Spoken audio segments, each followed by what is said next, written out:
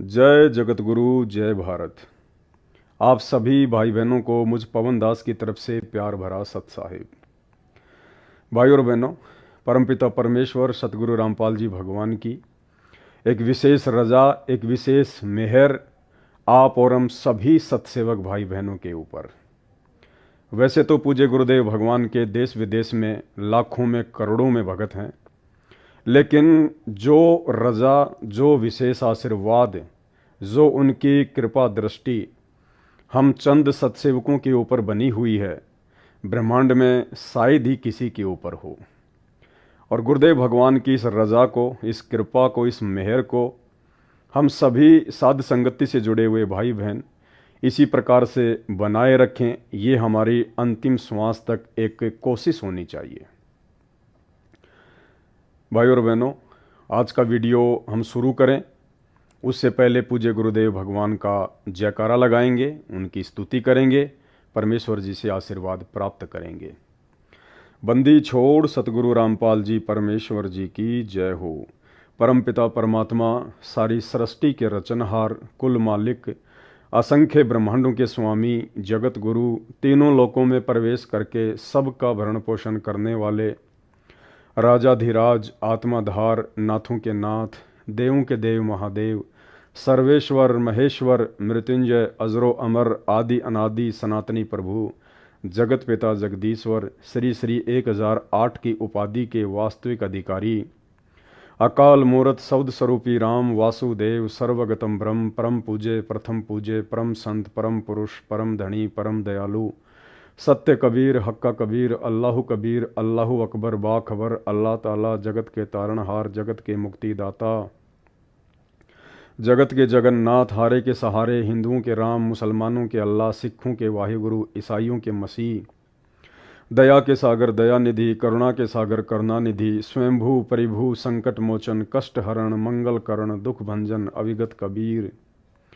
निर्विकार निर्विषम परमात्मा, अलय अलेख सतगुरु, आदि अनादि सतगुरु, असली मर्यादा पुरुषोत्तम, असली राम, असली कृष्ण, असली घनश्याम, असली मुरारी, राजाओं के राजा, महाराजाओं के महाराजा, शहंशाहों के शहंशाह, सम्राटों के सम्राट, भगवानों के भगवान, अल्लाहों के अल्लाह, प्रभुओं के प्रभु, बाबाओं के बाबा, पीरों के पीर, सेठों के सेठ, जगत सेठ, सावलसा सेठ, सर्वगुण संपन्न, अनंत कोटि कलाओं के स्वामी, अनंत कोटि ब्रह्मांडों के नायक, योगियों में महायोगी, ध्यानियों में महाध्यानी, सिद्धों में परम सिद्ध, ज्ञानियों में तत्वज्ञानी, ब्रह्म ज्ञानी, महाज्ञानी, परम ज्ञानी, सर्वश्रेष्ठ ज्ञानी, युवा कबीर, समरथ कबीर, असमवात, अमित ओजा, सच्चे रहनुमा, करीम अल्लाह, सुभान अल्लाह, दुनिया के अंतिम पैगंबर, 8 सितंबर 1951 से गांव धनाना, जिला सोनीपत, हरियाणा, भारतवर्ष की पावन भूमि पे प्रकट रियल कल की भगवान, रियल बाबा साहेब, ब्रह्मा विष्णु महेश के दादाजी, संत शिरोमणि सतगुरु रामपाल जी परमेश्वर जी के चरण कमल में साध संगति से जुड़े हुए हम तमाम देश विदेश से भाई बहनों का अनंत कोटि दंडोत प्रणाम। भाई और बहनों, इसमें कोई संशय नहीं है कि परमेश्वर का विशेष आशीर्वाद वर्तमान में उनकी लाखों करोड़ों की संगत में से केवल सत्सेवकों के ऊपर है। विशेष मेहर है, विशेष प्यार गुरुदेव भगवान का निरंतर आप और हमारे ऊपर बरसता रहता है। और परमेश्वर ने आप और हम सभी आत्माओं को साध संगति से जोड़कर आप और हमारे ऊपर जो विशेष मेहर बख्शी है, उसके लिए हम गुरुदेव भगवान का जितना दंडवत, कोटि कोटि, अनंत कोटि धन्यवाद करें उतना ही थोड़ा है। परमेश्वर निरंतर हमें मर्यादाओं को लेकर जागरूक करवाते रहते हैं। अपने सत्संगों के माध्यम से भी परमात्मा ने हमें सब कुछ भक्ति विधान दे दिया है। यदि हम सत्संग नहीं सुन पाते हैं, जानकारी नहीं हो पाती है, तो परमेश्वर जी ने दया बख्शी, साध संगतियाँ शुरू करवाई और साध संगतियों के माध्यम से गुरुदेव भगवान ने कुछ भी नहीं छोड़ा है। छोटी से छोटी, बड़ी से बड़ी जानकारी, हर प्रकार की शंकाओं का समाधान, भक्ति मार्ग में कौन से भक्ति विरुद्ध कर्म करने से गुरुदेव भगवान नाराज होंगे और कौन से भक्ति के अकॉर्डिंग सत्कर्म करने से गुरुदेव प्रसन्न होते हैं, इन तमाम जानकारियों से परमेश्वर ने साध संगति के वीडियो के माध्यम से हमें रूबरू करवा दिया है। अब यदि कोई अपनी गलती से मर्यादाएं तोड़ता है, परमेश्वर के विधान को तोड़ता है, तो ये उसकी अपनी कमजोरी होगी, परमात्मा का इसमें कोई दोष नहीं होगा। भाई और बहनों, बहुत बड़ी मेहर है परमेश्वर जी की, और लगातार परमात्मा हमें साथ संगति के माध्यम से नित नई जानकारियाँ उपलब्ध करवाते ही रहते हैं। और काफ़ी समय पहले आप और हम सभी भगत भाई बहनों ने एक संकल्प लिया था कि आज के बाद जब हमें गुरुदेव भगवान की पहचान हो चुकी है, हमें उनका भक्ति विधान, भक्ति संविधान पूर्णतया समझ में आ चुका है उन्हीं के आशीर्वाद से, उसके बाद में हम पूर्णतया अपने गुरुदेव के ऊपर ही आश्रित रहेंगे। ये हमने एक संकल्प लिया था।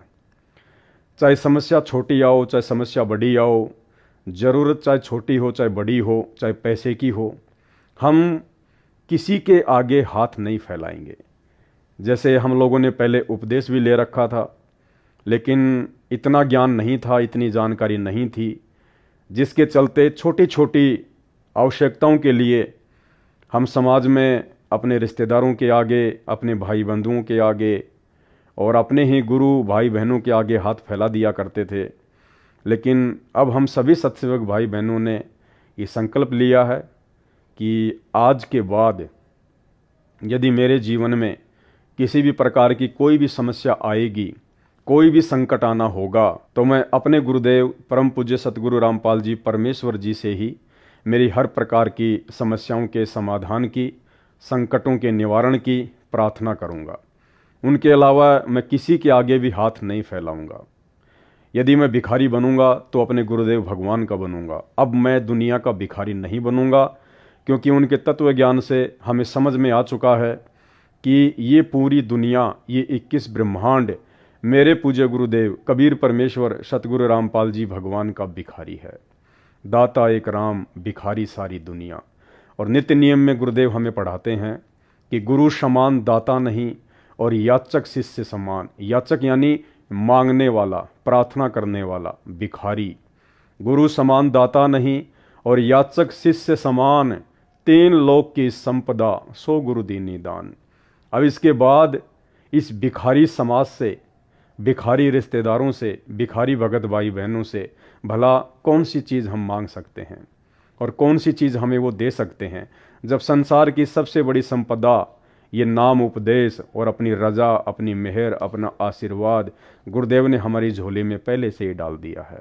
तो अब हमारे जीवन में चाहे समस्या छोटी हो या बड़ी हो, और यदि कोई समस्या हमारे जीवन में आएगी मर्यादाओं में रहते सहते, तो गुरुदेव भगवान ने कहा कि बेटा, सूली की सज़ा परमात्मा सूल में काट रहा है। बहुत बड़ी समस्या जो तेरे ऊपर आनी थी, परमात्मा थोड़े से में, हल्के से दर्द में तेरी समस्या को दूर कर रहा है। तो ऐसे समय में भाई और बहनों, हमें बिल्कुल भी भक्ति मार्ग से विचलित नहीं होना चाहिए, डगमग नहीं होना चाहिए, क्योंकि एक समय उपरांत जब परमेश्वर हमें इतना ज्ञान दे देते हैं, अपने हर प्रकार के भक्ति विधान से हमें रूबरू करवा देते हैं, उसके बाद परमात्मा खुद भी जानबूझकर हल्का फुल्का दर्द, दुख, परेशानियां, तकलीफ, संकट, समस्याएं जानबूझकर हमारे सामने पैदा करते हैं, हमारी परीक्षा लेने के लिए कि हम कितना अपने गुरुदेव के ज्ञान को समझ पाए और कितना हम अपने गुरुदेव के ऊपर विश्वास कर पाए हैं। क्या इतने दिनों के बाद, इतने वर्षों के बाद, इतना ज्ञान लेने के बाद भी छोटी छोटी बातों के लिए हम दुनिया के भिखारी बनेंगे, या छोटी छोटी समस्याओं के लिए हम दुनिया के आगे हाथ फैलाएंगे, या किसी और से उम्मीद की आशा करेंगे? इन तमाम बातों को देखने के लिए वो अंतर्यामी परमेश्वर, खैर उन्हें तो पहले से ही सब कुछ पता होता है कि जीव मेरे द्वारा ली जाने वाली परीक्षा में क्या करेगा, क्या नहीं करेगा, किस तरफ ये मुंह उठा के देखेगा, या अपने गुरुदेव से ही हर प्रकार की उम्मीद रखेगा। उन्हें तो सब कुछ पहले से ही पता होता है, क्योंकि हम रोज़ संध्या आरती में पढ़ते हैं, अंतर्यामी एक तुम आत्म के आधार, और जो तुम छोड़ो हाथ तो मोह कौन उतारे पार।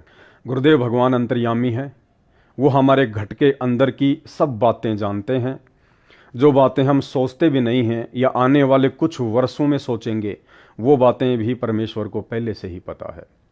तो परमेश्वर हमारी औकात, हमारा ज्ञान आधार, हमारा विश्वास कि आपका गुरुजी के प्रति कितना विश्वास है, आपके अंदर अभी तक कितनी दृढ़ता आ पाई है, आप सतलोक जाने की दिशा में कितने आगे बढ़ पाए हैं, आपके अंदर अभी कितनी कमजोरियां और कितनी कमियां हैं, इन सब बातों की जानकारी से हमें रूबरू करवाने के लिए, हमें परिचित करवाने के लिए स्वयं से परमात्मा इस प्रकार की छोटी मोटी समस्याएं देके, दुख दर्द देकर, मन में शंकाएं पैदा करके भी अपने भक्तों की परीक्षा ले लेते हैं। तो भाई और बहनों, हर स्थिति में अब हमने दृढ़ ही रहना है। चाहे कितना ही भयंकर काम क्यों ना बिगड़ता दिखाई दे, हमने किसी और के ऊपर अपने गुरुदेव के अलावा उम्मीदों की नज़रें नहीं टिकानी है। महाभारत के प्रकरण का हवाला देते हुए पूज्य गुरुदेव भगवान ने बताया कि जब पांचों पांडव द्रौपदी को जुए में हार चुके थे और जब दुर्योधन ने एक बांदी के द्वारा द्रौपदी को नीचे आने के लिए संदेशा भिजवाया और बांदी ने जाकर कहा कि द्रौपदी, युधिष्ठिर तुझे जुए में हार चुका है और दुर्योधन अब तुझे नंगा करेगा। तो द्रौपदी को यकीन नहीं हुआ।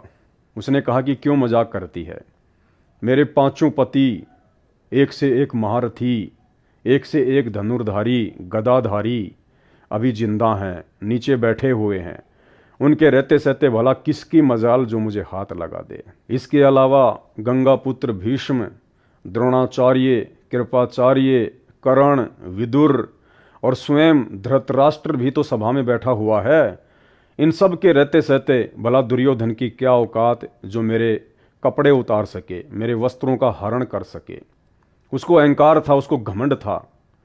लेकिन जब वो नीचे गई, दुशासन आया और उसके बालों को पकड़कर घसीटता हुआ उसे सभा में लेकर गया। और वहां जब उसने देखा कि मेरे पांचों पति, जिनके ऊपर मैं फूला नहीं समा रही थी, जिनके ऊपर मैं नजरें टिका के बैठी हुई थी, उनकी गर्दनें नीची थी। भीष्म पितामह, कर्ण, द्रोणाचार्य, दुर्योधन का मलिन अन्न खाकर उनकी बुद्धि भी भ्रष्ट हो चुकी थी, उन्होंने भी नीचे गर्दन कर ली। और तो और दुर्योधन का पिता धृतराष्ट्र, जब द्रौपदी ने उससे प्रार्थना की, उसने भी नीची गर्दन कर ली। उसके बाद में द्रौपदी का अहंकार टूटा, उसका घमंड टूटा कि मैं जिनके ऊपर नजरें टिका के बैठी थी, आज वो सब नीची गर्दन करके बैठे हुए हैं। तब द्रौपदी ने अपने गुरु को याद किया। उस समय श्री कृष्ण जी उनके धार्मिक गुरु थे। और जब उसने श्री कृष्ण जी को याद किया तो श्री कृष्ण जी ने तो कहाँ द्रौपदी की रक्षा के लिए आना था, वो तो उस समय अपनी पत्नी रुक्मणी के साथ चौपड़ पासा खेल रहे थे, शतरंज खेल रहे थे। लेकिन वो गुरुओं का गुरु, जगत गुरु, सर्वसृष्टि रचनहार, हम सब जिनकी आत्माएं हैं, कभी न कभी किसी न किसी जन्म में हम उनकी शरण में रह चुकी हैं, उस परमेश्वर को सबकी चिंता है।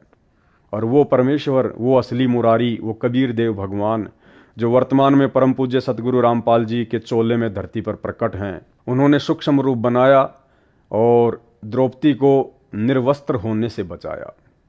भाई और बहनों, आज हमने उसी परमपिता परमेश्वर के ऊपर अपनी नजरें टिका के रखनी है। आज उनके ज्ञान आधार से, उनके आशीर्वाद से हमने सत्संग सुनकर हर प्रकार की बुराइयों से, विषय विकारों से किनारा कर लिया है। अपने पेट पोषण के लिए नेक नीति और ईमानदारी से अपना काम धंधा करते हैं। फालतू में हम ना किसी के पास बैठते हैं, ना उठते हैं, ना किसी के साथ कोई गपशप करते हैं। हर प्रकार की सामाजिक परंपराओं और कुरीतियों से हम दूर हट चुके हैं और ज़्यादा से ज़्यादा समय परमपिता परमेश्वर जी के सत्संग सुनने में, नाम सुमरण करने में ही बिताते हैं और हर प्रकार से उनकी मर्यादाओं का ध्यान रखते हैं। तो ऐसे में परमात्मा भी हमारा ध्यान रखेगा। लेकिन हमने थोड़ा सा विचार करना पड़ेगा। जब भी हमारे ऊपर छोटी मोटी कोई समस्या आती है तो हमने इतना ही सोचना है कि मेरे गुरुदेव भगवान की तरफ से ये मेरी परीक्षा है। परमात्मा चेक करना चाहते हैं, देखना चाहते हैं कि सतलोक जाने के लिए अभी मेरे अंदर कितनी कमजोरियां हैं, कितना कच्चापन है, कितना मैं तैयार हो पाया हूँ। तो ऐसे समय में हमें बिल्कुल भी डगमग नहीं होना है।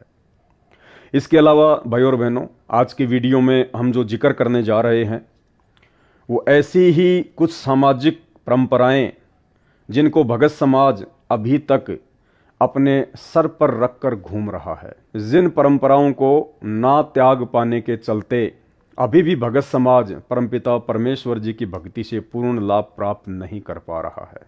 इसके अलावा भाई और बहनों, आज हम एक छोटा सा संकल्प और लेंगे। वो संकल्प लेकर हम अपने परमपिता परमेश्वर जी को ये विश्वास दिलाएंगे कि हम केवल अपने गुरुदेव भगवान के प्रति ही समर्पित हैं और रहेंगे। भाई और बहनों, अक्सर छोटी छोटी समस्या आ जाने पर, छोटे छोटे काम बिगड़ते हुए दिखाई देने पर हम लोग भयभीत हो जाते हैं, डर जाते हैं। जैसे छोटा सा उदाहरण, आपका किसी बैंक में कोई खाता है और अचानक से आपके खाते को बैंक वालों ने बंद कर दिया। उसमें आपके 10-20 हज़ार या 50 हज़ार रुपये पड़े हुए हैं। आपको किसी प्रकार की वेरिफिकेशन के लिए बोला जाता है, कोई डॉक्यूमेंट्स वगैरह देने के लिए कहा जाता है, या फिर आपकी बहुत सारी कोशिशों के बावजूद आपका जो अकाउंट है ओपन नहीं हो पा रहा है। तो ऐसी स्थिति में 99% लोग बैंक में जाकर, और जो बैंक कर्मी होते हैं, जो स्टाफ होता है, उसके आगे गिड़गिड़ाने लग जाते हैं, हाथ जोड़ने लग जाते हैं कि सर मैं गरीब आदमी हूँ, सर मेरा खाता चालू कर दीजिए। या फिर हाथ जोड़कर कहते हैं सर आपकी बहुत बड़ी मेहरबानी होगी, सर मेरा खाता चालू कर दीजिए। यानी हर प्रकार से हम उनसे प्रार्थनाएं करते हैं, रिक्वेस्ट करते हैं। भाई और बहनों, अब हमने इस प्रकार की प्रार्थनाएं और ये रिक्वेस्ट छोड़नी पड़ेंगी। हमने ये हाथ केवल अपने परमपिता परमेश्वर सतगुरु रामपाल जी भगवान के आगे ही जोड़ने हैं। चाहे कोई भी समस्या क्यों ना आ गई हो, आप जिस कंपनी में काम करते हैं उस कंपनी का मालिक या ठेकेदार आपको समय पर तनख्वाह नहीं दे रहा है, आपको आगे से आगे टाइम दे रहा है और आपको पैसे की सख्त ज़रूरत है, लेकिन आपने अब उसके आगे गिड़गिड़ाना नहीं है, उसके आगे हाथ नहीं जोड़ने कि सर मैं तो बहुत गरीब आदमी हूँ, मैं तो रोज़ कमाता हूँ, रोज़ खाता हूँ, सर आपसे हाथ जोड़ता हूँ, आप मुझे मेरे पैसे दे दीजिए, सर मेरे घर में आटा नहीं है, सर आप पैसे नहीं देंगे तो सर मुझे भूखा सोना पड़ेगा। हमने उनके आगे बिल्कुल भी नहीं गिड़गिड़ाना है। हाथ जोड़कर हमने किसी भी प्रकार की समस्या के समाधान के लिए उनसे प्रार्थना नहीं करनी है। अगर कोई भी समस्या आती है, कोई भी संकट आता हुआ हमें दिखाई देता है, तो भाई और बहनों, हमने केवल अपने दरबार साहिब में अपने गुरुदेव भगवान को दंडवत करके उन्हीं से प्रार्थना करनी है कि हे परमपिता परमेश्वर, हे गुरुदेव भगवान, वैसे तो आप अंतर्यामी हैं, परमात्मा सर्वशक्तिमान है, आप कुछ भी कर सकते हैं परमेश्वर। हे परमात्मा, आपके बच्चे का एक छोटा सा काम अटक गया है, आप जानी जान है, अंतर्यामी है परमेश्वर, आप सब कुछ जानते हैं, फिर भी परमात्मा मैं आपके सामने ये प्रार्थना करके दुष्टता कर रहा हूँ। और जो भी आपका काम बिगड़ा हुआ है, जो भी आपकी समस्या है, आप अपने गुरुदेव को दंडवत करके उनके आगे हाथ जोड़ के, नाक रगड़ के आप उनसे प्रार्थना कीजिए। आप उनसे कहिए कि परमात्मा सब कुछ आपकी आंखों के सामने है, परमेश्वर जो आपके दास के हित में हो वो कीजिए। यानी विशेष प्रार्थना हाथ जोड़कर केवल हमने अपने गुरुदेव भगवान से करनी है। बाकी जहाँ भी आप काम करते हैं, आप केवल अपना हक मांगिए। आप उन्हें कहिए कि सर देखिए मैं लगातार 2 महीने से या 3 महीने से आपकी कंपनी में काम कर रहा हूँ, और सर मेरा जो परिवार है वो केवल मेरी इसी तनख्वाह के आधार से चलता है, और सर आप पिछले 1 महीने से मुझे मेरी तनख्वाह नहीं दे रहे हैं, सर आपको देनी चाहिए। मैं आपके यहाँ काम कर रहा हूँ, मैं आपसे फ्री में नहीं प्राप्त कर रहा। यदि आप नहीं देंगे तो फिर मुझे कोई दूसरा रास्ता देखना पड़ेगा। दूसरा रास्ता यानी मुझे यहाँ से काम छोड़ के कहीं और जाना पड़ेगा। लड़ाई झगड़ा हमारा मार्ग नहीं है। गाली गलौज करना ये संत रामपाल जी के भक्तों का मार्ग नहीं है। मन मुटाव करना, ईर्ष्या करना ये संत रामपाल जी के भक्ति मार्ग में नहीं है। आप प्यार प्रेम से उस ठेकेदार से, उस कंपनी के मालिक से, मैनेजर से यही कहिए कि सर मैंने काम किया है और आपकी जिम्मेदारी बनती है कि काम के बदले आप मुझे मेरी तनख्वाह दें। आपने हाथ नहीं जोड़ने, अपना जो हक है वो मांगना है, प्रेम से मांगना है, एक सभ्यता के साथ में मांगना है। हमने ना उसको ये शो करना है कि मैं भयभीत सा हो रहा हूँ, यदि मुझे पैसा नहीं मिलेगा तो बस मैं तो मर ही जाऊँगा, मेरा तो परिवार ही बर्बाद हो जाएगा। गिड़गिड़ाना नहीं है, किसी प्रकार की कोई रिक्वेस्ट नहीं करनी है। आपका जो हक है, आपने काम किया है, मेहनत की है, उस आधार से आपने अपना हक मांगना है। बाकी हाथ जोड़ के प्रार्थना नहीं करनी, नहीं गिड़गिड़ाना कि सर मैं आपसे हाथ जोड़ता हूँ, सर आप मेरे पैसे दे दीजिए, सर मैं बर्बाद हो जाऊँगा, सर मेरे बच्चे क्या खाएंगे। इस प्रकार की प्रार्थनाएं यदि हम जगत वालों से करेंगे, काम चाहे छोटा बिगड़ता दिखाई दे या बड़ा बिगड़ता हुआ दिखाई दे। ये प्रार्थना सबसे पहले हम अपने गुरुदेव भगवान से करेंगे। अगर गिड़गिड़ाना भी है, रोना भी है, तो अपने गुरुदेव के आगे, जगत वालों के सामने जाकर केवल हमने अपना हक मांगना है। जब तक वो नहीं देता है मांगते रहना है प्रेम पूर्वक। यदि हमारी मेहनत का पैसा होगा, ईमानदारी का पैसा होगा, तो परमात्मा कहते हैं कि तुम्हारे हक को कोई नहीं खा सकता, देर सवेर जरूर देगा। तो भाई और बहनों, ठीक इसी प्रकार बैंक में या अन्य किसी संस्था में यदि हमारा कोई काम बिगड़ता हुआ दिखाई दे रहा है, तो हमने वहाँ के स्टाफ के आगे हाथ नहीं जोड़ने, प्रार्थना नहीं करनी है, केवल हमने फॉर्मेलिटीज को पूरा करना है। बैंक की जो भी फॉर्मेलिटी है, आपने कोई फॉर्म भरना है, आपने बैंक में कोई डॉक्यूमेंट्स वगैरह सबमिट करना है, या अन्य किसी प्रकार की कोई जानकारी जो बैंक आपसे मांगता है, केवल आपने वो जानकारियाँ देनी है और उनसे कहना है कि सर मैं आपका कस्टमर हूँ और आपको चाहिए कि आप जल्दी से जल्दी मेरे खाते को ओपन करें। आपके द्वारा जितनी भी फॉर्मेलिटीज़ थी सब मैंने पूरी कर दी हैं। अब मैं आपसे यही कहूँगा कि आप जितना जल्दी हो सके आप मेरे खाते को चालू कीजिएगा। हाथ नहीं जोड़ने, गिड़गिड़ाना नहीं है। कोई भी संस्था हो, कोई भी कंपनी हो, कोई भी फैक्ट्री हो, या अचानक से हमें पैसों की ज़रूरत पड़ जाए, तो हमने एडवांस के लिए हाथ नहीं जोड़ने कि सर आप मुझे एडवांस दे दीजिए, सर मेरा काम बिगड़ रहा है। नहीं, आप उनसे कह सकते हैं कि सर मेरे ऊपर थोड़ी सी ऐसी कोई समस्या आई हुई है और मैं आपसे कुछ एडवांस उधार पैसे लेना चाहता हूं, अगर आप उचित समझें तो आप मुझे दे दीजिएगा। अगर वो देता है तो बहुत अच्छी बात है, क्योंकि आपकी मेहनत का पैसा है। यदि नहीं देता है तो फिर आपने गिड़गिड़ाना नहीं है, हाथ जोड़ के प्रार्थना नहीं करनी है। हर प्रकार की समस्याओं के समाधान के लिए, निराकरण के लिए प्रार्थना, रिक्वेस्ट, रोना धोना, गिड़गिड़ाना केवल अपने गुरुदेव भगवान के आगे। भले आपकी जान क्यों ना जा रही है, भले आपका सब कुछ दांव पे क्यों ना लगता हुआ दिखाई दे रहा है, अब इससे बड़ी समस्या तो नहीं हो सकती ना। ऐसे समय में भी हमने जगत का भिखारी नहीं बनना, जगत के आगे हाथ नहीं जोड़ने, केवल अपने गुरुदेव भगवान के आगे ही रोना धोना, गिड़गिड़ाना, प्रार्थना करना, जो भी आपने करना है अपने गुरुदेव के चरणों में कीजिएगा, क्योंकि हर समस्या का समाधान केवल गुरुदेव भगवान के पास है। अगर वो जगत वालों के आगे रोने धोने, गिड़गिड़ाने से अगर आपको लगता है कि मेरा काम बन गया या बन जाएगा, तो ये आपकी गलतफहमी है।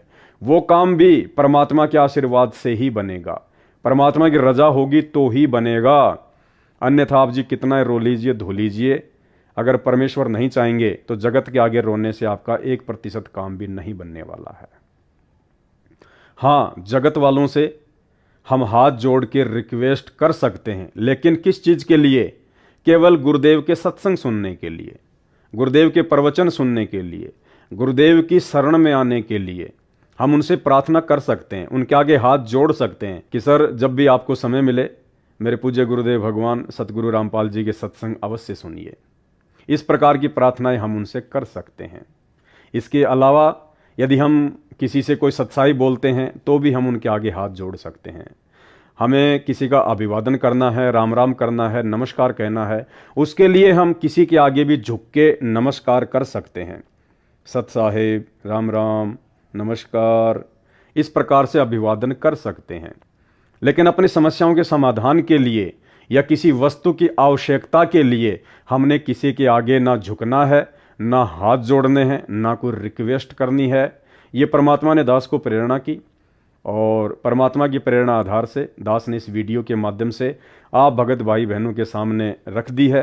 अब इस बात पे आप कितना अमल करेंगे, कितना नहीं करेंगे, या यूं ही दुनिया के भिखारी बन के या दुनिया के आगे हाथ जोड़ जोड़ के दुनिया के ही आप जी याचक बने रहेंगे, ये अब आप भाई बहनों के ऊपर निर्भर करता है। तो भाई और बहनों, बहुत बड़ी दया है गुरुदेव भगवान की। परमात्मा ने अपनी लाखों की संगत में से, करोड़ों की संगत में से अपने हीरे मोती लाल सत्सेवकों को छांटकर साध संगति से जोड़ दिया है। हर प्रकार से परमात्मा पूर्ण मोक्ष प्राप्ति करवाने के लिए हमें छोटी से छोटी, बड़ी से बड़ी बात से अवगत करवाते रहते हैं। हमारी हर प्रकार की शंकाओं का परमात्मा समाधान करवाते हैं, ताकि हम मर्यादाओं को तोड़कर अपने गुरुदेव को नाराज ना कर दें, हम भक्ति मार्ग से परमात्मा से दूर ना हो जाएं, किसी भी प्रकार से अब काल को मौका ना दें, ताकि हम इस भक्ति और भगवान से दूर हो सकें। तो भाई और बहनों, आज का जो वीडियो है वो कुछ ऐसे ही टॉपिक के ऊपर है। और ये जानकारियां एक समय के उपरांत भगत भाई बहनों को देना बहुत ही आवश्यक है। देखो, वैसे तो गुरुदेव भगवान ने अपने सत्संगों में पिछले 28-30 वर्षों में हर बात को लेके भगत समाज को अवगत करवा दिया है, लेकिन कुछ बातें ऐसी होती हैं उस समय की परिस्थितियों के अनुसार कि परमेश्वर खुलकर सत्संगों में नहीं बोल पाते हैं। नहीं बोल पाने का कारण कोई परमात्मा का डर या भय नहीं है, क्योंकि परमेश्वर जी तो निर्भय हैं। निर्विकार निर्भय तू ही और सकल भयमान, सब पर तेरी साहिबी तुझ पर साहिब नाए। इनसे बड़ा निर्विकार निर्भय और साहिब सृष्टि में अन्य कोई नहीं है। क्यों? क्योंकि ये सृष्टि के उत्पत्ति करता है। लेकिन हम जीवों के डर और भय को देखकर परमात्मा कुछ बातें सार्वजनिक तौर पर सत्संगों में नहीं कह पाते हैं, लेकिन परमेश्वर को पता होता है कि एक समय उपरांत आपस में साध संगतियों के माध्यम से मेरे बच्चे मेरी सत प्रेरणा से उस विषय पर विचार विमर्श करेंगे, चिंतन मनन करेंगे, मंथन करेंगे और उन कमियों को भी आध्यात्मिक मार्ग में अपने जीवन से दूर करेंगे। तो भाई और बहनों, वो समय 2014 बरवाला कांड के बाद से शुरू हो चुका है। बरवाला कांड के बाद से साध संगतियां शुरू हो चुकी हैं, निरंतर चल रही हैं। हजारों की संख्या में भाई बहन साध संगतियों से जुड़े हुए हैं, क्योंकि सत्य मार्ग से हर कोई नहीं जुड़ सकता, सत्य के मार्ग पर हर कोई नहीं चल सकता।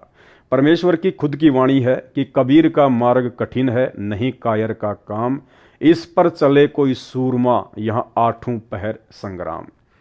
जलाऊं भी तपाऊं भी और चिमटे से खाल उतारूं, फिर भी जो ले नाम हमारा उसको पार उतारूं। तो इतनी दृढ़ता, अपने भगवान अपने गुरुदेव के प्रति इतना विश्वास, इतना समर्पण सब में नहीं हो सकता है। कोई बिरले होंगे, गुरुपद सेवय बिरला कोई, जा पर कृपया साहिब की होई। परमेश्वर कहते हैं कि ये संसार विघन की घाटी, कोई निकलेगा बिरला सूर। चंद आत्माएं होती हैं जो शुरू से लेकर अंतिम श्वास तक अपने गुरुदेव भगवान की ही बनकर रहती हैं। बाकी बीच बीच में नाम को छोड़ देना, मन में शंकाएं पैदा कर लेना, गुरुदेव से दूर होना, नाम को खंडित कर देना, समाज के दबाव में आकर, लोक लाज में आकर, डर और भय से फिर नाम दीक्षा ले लेना, फिर नाम तोड़ देना, फिर नाम दीक्षा ले लेना, ये दृढ़ आत्माओं के लक्षण नहीं होते हैं। इसलिए परमात्मा कहते हैं कि गोता मारूं स्वर्ग में और जा बैठूं पाताल, गरीब दास ढूंढता फिरूं अपने हीरे मोती लाल। वो हीरे मोती लाल ही होंगे जिनके लिए परमात्मा युगों युगों से मानव शरीर में संत रूप धारण करके भटकते रहते हैं। तो ये दया साध संगत से जुड़े हुए भाई बहनों के ऊपर है।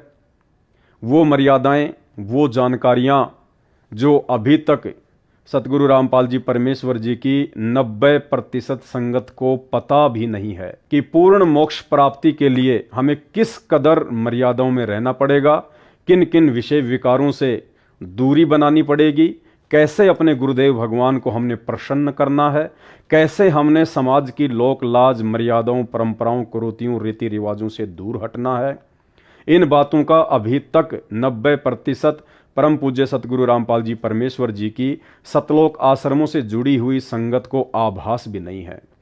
और दूसरी तरफ यही तमाम प्रकार की जानकारियां साध संगत से जुड़े हुए परमेश्वर के हीरे मोती लाल अपने दिलो दिमाग में बैठा चुके हैं, समा चुके हैं और पिछले कई वर्षों से परमेश्वर की उन तमाम मर्यादाओं को फॉलो भी कर रहे हैं। तो आज का वीडियो सतलोक आश्रमों से जुड़े हुए उन भाई बहनों के लिए है जो भाई बहन सतगुरु रामपाल जी भगवान के मानव धर्म को स्वीकार करने के बाद भी, यानी परमेश्वर रामपाल जी की शरण में आने के बाद भी उन परंपराओं को, जो परंपराएं समाज में गैर नाम दीक्षा वाले जो अभी संत रामपाल जी की शरण में नहीं हैं, जिन्हें जानकारी नहीं है, जो लोग उन परंपराओं के वजन को ढो रहे हैं, नाम उपदेश लेने के बाद हमारे भगत भाई भी उन तमाम परंपराओं को, रीति रिवाजों को उसी प्रकार से ढो रहे हैं। भाई और बहनों, हम रोजाना संध्या आरती में पढ़ते हैं, मन कर धीर बांध ले रे बोरे, छोड़ दे न पछलियों की रीत सतगुरु तारेंगे। रोज पढ़ते हैं हम। इस वाणी के माध्यम से परमेश्वर हमें आदेशित करते हैं कि आज से पहले अक्सर ज्ञानहीनता और आध्यात्मिक अज्ञानता के चलते हमारे पूर्वज, हमारे माता पिता, हमारे दादा और परदादा जिन भक्ति बाधक परंपराओं का निर्वाह करते हुए आ रहे थे, अब हमने परम पूज्य सतगुरु रामपाल जी परमेश्वर जी की शरण में आने के बाद, उनके तत्व ज्ञान को ग्रहण करने के बाद, उन तमाम भक्ति बाधक व्यर्थ की परंपराओं को, रीति रिवाजों को, कुरीतियों को जड़ से समाप्त करना पड़ेगा, अपने जीवन से बाहर निकालकर फेंकना होगा। अन्यथा हम परमेश्वर को प्राप्त नहीं कर पाएंगे। हम भक्ति करते करते भी पूर्ण मोक्ष के अधिकारी नहीं बन पाएंगे। इसलिए परमेश्वर जी इस वाणी के माध्यम से हमें यही संदेशा दे रहे हैं कि छोड़ देना पछलियों की रीत सतगुरु तारेंगे। यानी सतगुरु आपको उसी समय तारेंगे, उसी समय आपका उद्धार करेंगे जिस समय आप उन भक्ति बाधक समाज की परंपराओं का परित्याग कर देंगे। भाई और बहनों, आज हमारे पूज्य गुरुदेव परम पूज्य सतगुरु रामपाल जी परमेश्वर जी हैं और परमेश्वर जी से ज्ञान प्राप्त करने के बाद, और ज्ञान भी कोई सामान्य ज्ञान नहीं बल्कि आध्यात्मिक ज्ञान, यह आध्यात्मिक ज्ञान प्राप्त करने के बाद में अब हमने उन तमाम परंपराओं का परित्याग करना पड़ेगा। आप देख रहे हैं वीडियो का टाइटल है पगड़ी की परंपरा को त्यागना होगा। जी हाँ, ये पगड़ी जो आप देख रहे हैं, जो इन तमाम सिख भाइयों ने धारण कर रखी हैं, यदि आप परम पूज्य सतगुरु रामपाल जी भगवान की शरण में आ चुके हैं, आप उनके भगत हैं, आपको यदि ज्ञान हो चुका है, तो अब आपने इस परंपरा का परित्याग करना पड़ेगा। जी हाँ, इस पगड़ी वाली परंपरा का आपने परित्याग करना पड़ेगा यदि आप रियल में सतगुरु रामपाल जी परमेश्वर जी के दिल में, उनके चरणों में जगह बनाना चाहते हैं तो। क्योंकि ये पिछलियों की रीत है, ये हमारे बड़े बूढ़े, हमारे बुजुर्ग, हमारे दादा परदादा जो पीढ़ियों से इन परंपराओं का निर्वाह करते हुए आ रहे हैं, उस समय उनकी सोच आधार से, उस समय की परिस्थितियों के आधार से भले ये बातें सही हो, ठीक हों, लेकिन वर्तमान का जो दृश्य है वो पूरी तरह से बदल चुका है। वर्तमान में हम परम पूज्य परमेश्वर सतगुरु रामपाल जी भगवान के यथार्थ 13वें कबीर पंथ के पंथी हो चुके हैं और इस पंथ में इस पगड़ी की वर्तमान में किसी भी प्रकार की कोई आवश्यकता नहीं है। यदि आपने अपनी भक्ति को सफल करना है और अपने गुरुदेव भगवान को यदि आपने प्रसन्न करना है तो परमेश्वर जी का नारा है कि जीव हमारी जाति है, मानव धर्म हमारा, हिंदू मुस्लिम सिख ईसाई धर्म नहीं कोई न्यारा। यानी सतगुरु रामपाल जी भगवान के पंथ में आने के बाद हमने केवल उनके धर्म को फॉलो करना है। कौन से धर्म को? मानव धर्म को। यही आदि सनातन धर्म है, मानव धर्म। जैसे पहले कोई हिंदू धर्म से जुड़ा हुआ था तो हिंदू धर्म की जो पहचान है वो इस प्रकार की मानी जाती है, सर पर बड़े बड़े बाल, किसी ने ये टीका लगा रखा है तो किसी ने चंदन का टीका लगा रखा है, दाढ़ी मूछ वगैरह बड़ी होना, गले में रुद्राक्ष वगैरह की माला और ये पीताम्बर या भगवा वस्त्र धारण करना। तो इस प्रकार की वेशभूषा को देखकर आम आदमी ये पहचान जाता था कि ये हिंदू धर्म से संबंधित है। इसी प्रकार ये ईसाई धर्म के मानने वाले अक्सर अपने गले में इस प्रकार का एक लॉकेट पहनते हैं जो कि ईसा मसीह जी की मौत को दर्शाता है कि कैसे उनकी मृत्यु हुई थी। और ईसा को जो फॉलो करते हैं, हज़रत ईसा मसीह को जो फॉलो करते हैं, वो इस प्रकार का एक लॉकेट अपने जो है गले में धारण करते हैं। तो जिस भी व्यक्ति के गले में इस प्रकार का लॉकेट दिखाई देता है तो ये ऑटोमेटिक पहचान हो जाती है कि ये व्यक्ति कहीं ना कहीं ईसाई धर्म से जुड़ा हुआ है। ठीक इसी प्रकार ये मुस्लिम धर्म में सर पे टोपी पहनना, छोटी छोटी मूछें रखना, दाढ़ी वगैरह बढ़ाना, तो दूर से ही आदमी पहचान जाता है कि ये व्यक्ति मुस्लिम धर्म को फॉलो करता है। ठीक इसी प्रकार सिख धर्म के जो फॉलोवर हैं, जो मानने वाले हैं, उनकी ये पहचान होती है, सर के ऊपर ये पगड़ी धारण करना और दाढ़ी मूछ वगैरह बढ़ा के रखना। तो दूर से ही आदमी पहचान लेता है कि सरदार जी आ रहे हैं, यानी ये सिख धर्म से संबंधित हैं। तो ठीक इसी प्रकार वर्तमान में जो दुनिया का सबसे पहला धर्म है, आदि सनातन मानव धर्म, जिस धर्म को दुनिया आध्यात्मिक अज्ञानता के चलते भूल चुकी थी, अब उस आदि सनातन मानव धर्म के प्रवर्तक परम पूज्य परमेश्वर रामपाल जी भगवान धरती पर प्रकट हो चुके हैं और उस धर्म से अपनी आत्माओं को जोड़ने के लिए अपना आध्यात्मिक ज्ञान देकर, तत्व ज्ञान देकर, शास्त्रों से तमाम प्रकार की जानकारियां निकाल कर वापस लोगों को उसी आदि सनातन मानव धर्म से जोड़ने का प्रयास कर रहे हैं। तो पहले तो हमारी धर्म को लेकर कुछ और पहचान थी, लेकिन जिस दिन हम परम पूज्य सतगुरु रामपाल जी परमेश्वर जी की शरण में आ जाते हैं, उसके बाद भाई और बहनों हमारी तमाम पहचानें मिट जाती हैं। जैसे वर्तमान में यदि कोई ईसाई धर्म को फॉलो करने वाला व्यक्ति सतगुरु रामपाल जी परमेश्वर जी से उपदेश प्राप्त करता है, तो वो व्यक्ति फिर ये लॉकेट नहीं पहनता है, बिल्कुल नहीं पहनता। क्योंकि यदि आपको सतगुरु रामपाल जी परमेश्वर जी के मानव धर्म से जुड़ना है, तो मानव धर्म से जुड़ने के लिए आपने ईसाई धर्म की तमाम परंपराओं को, रीति रिवाजों को त्यागना पड़ेगा।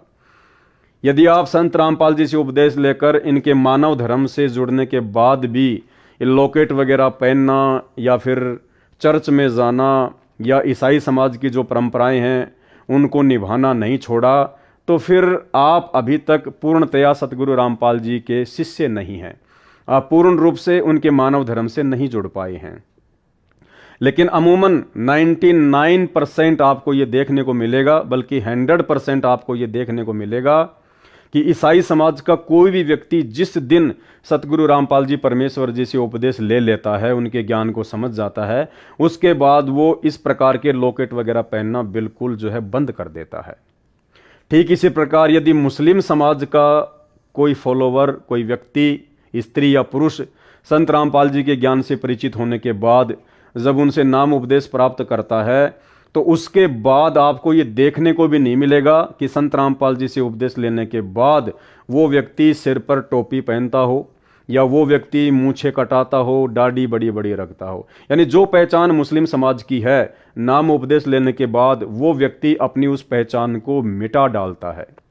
ठीक इसी प्रकार हिंदू धर्म से संबंधित कोई भी व्यक्ति जब संत रामपाल जी से उपदेश प्राप्त करता है, उसके बाद वो ना ही तो चंदन का टीका लगाता है, ना ही वो रोली वगैरह का टीका लगाता है, ना ही वो दाढ़ी वगैरह बढ़ा के रखता है, ना ही वो मूछें वगैरह बढ़ा के रखता है, ना ही अपने शरीर पर वो भगवा या पीताम्बर जो विशेष पोशाक हिंदू साधु संतों की मानी जाती है धारण नहीं करता है, ना ही वो अपने गले में रुद्राक्ष की माला वगैरह धारण करता है, ना ही वो हाथों में अंगूठियां वगैरह पहनता है।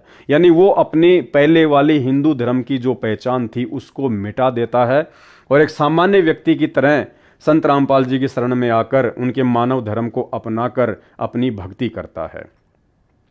लेकिन भाइयों और बहनों, जब बात आती है सिख धर्म से जुड़े हुए उन व्यक्तियों की, जिन व्यक्तियों ने सतगुरु रामपाल जी परमेश्वर जी से उपदेश प्राप्त कर लिया है, उपदेश प्राप्त करने के बाद भी आपको 90% संत रामपाल जी के वो भगत जो पहले सिख समाज से थे, सिख धर्म को फॉलो करते थे, आज भी वो लोग अपनी उन्हीं परंपराओं को अपने सिर पर ढो रहे हैं। यानी सिख समाज से जुड़े हुए संत रामपाल जी परमेश्वर जी के 90% भगत आज भी इस पगड़ी वाली परंपरा को नहीं त्याग पा रहे हैं। आज भी वो इस पगड़ी को नहीं त्याग पा रहे हैं। आज भी उनके सिर पर आपको पहले की तरह बड़े बड़े केस, बड़े बड़े बाल दिखाई देंगे। आज भी उनके सर पर आपको ये पगड़ी दिखाई देगी। आज भी उनके चेहरे पर आपको बड़ी बड़ी दाढ़ी मूंछ दिखाई देगी।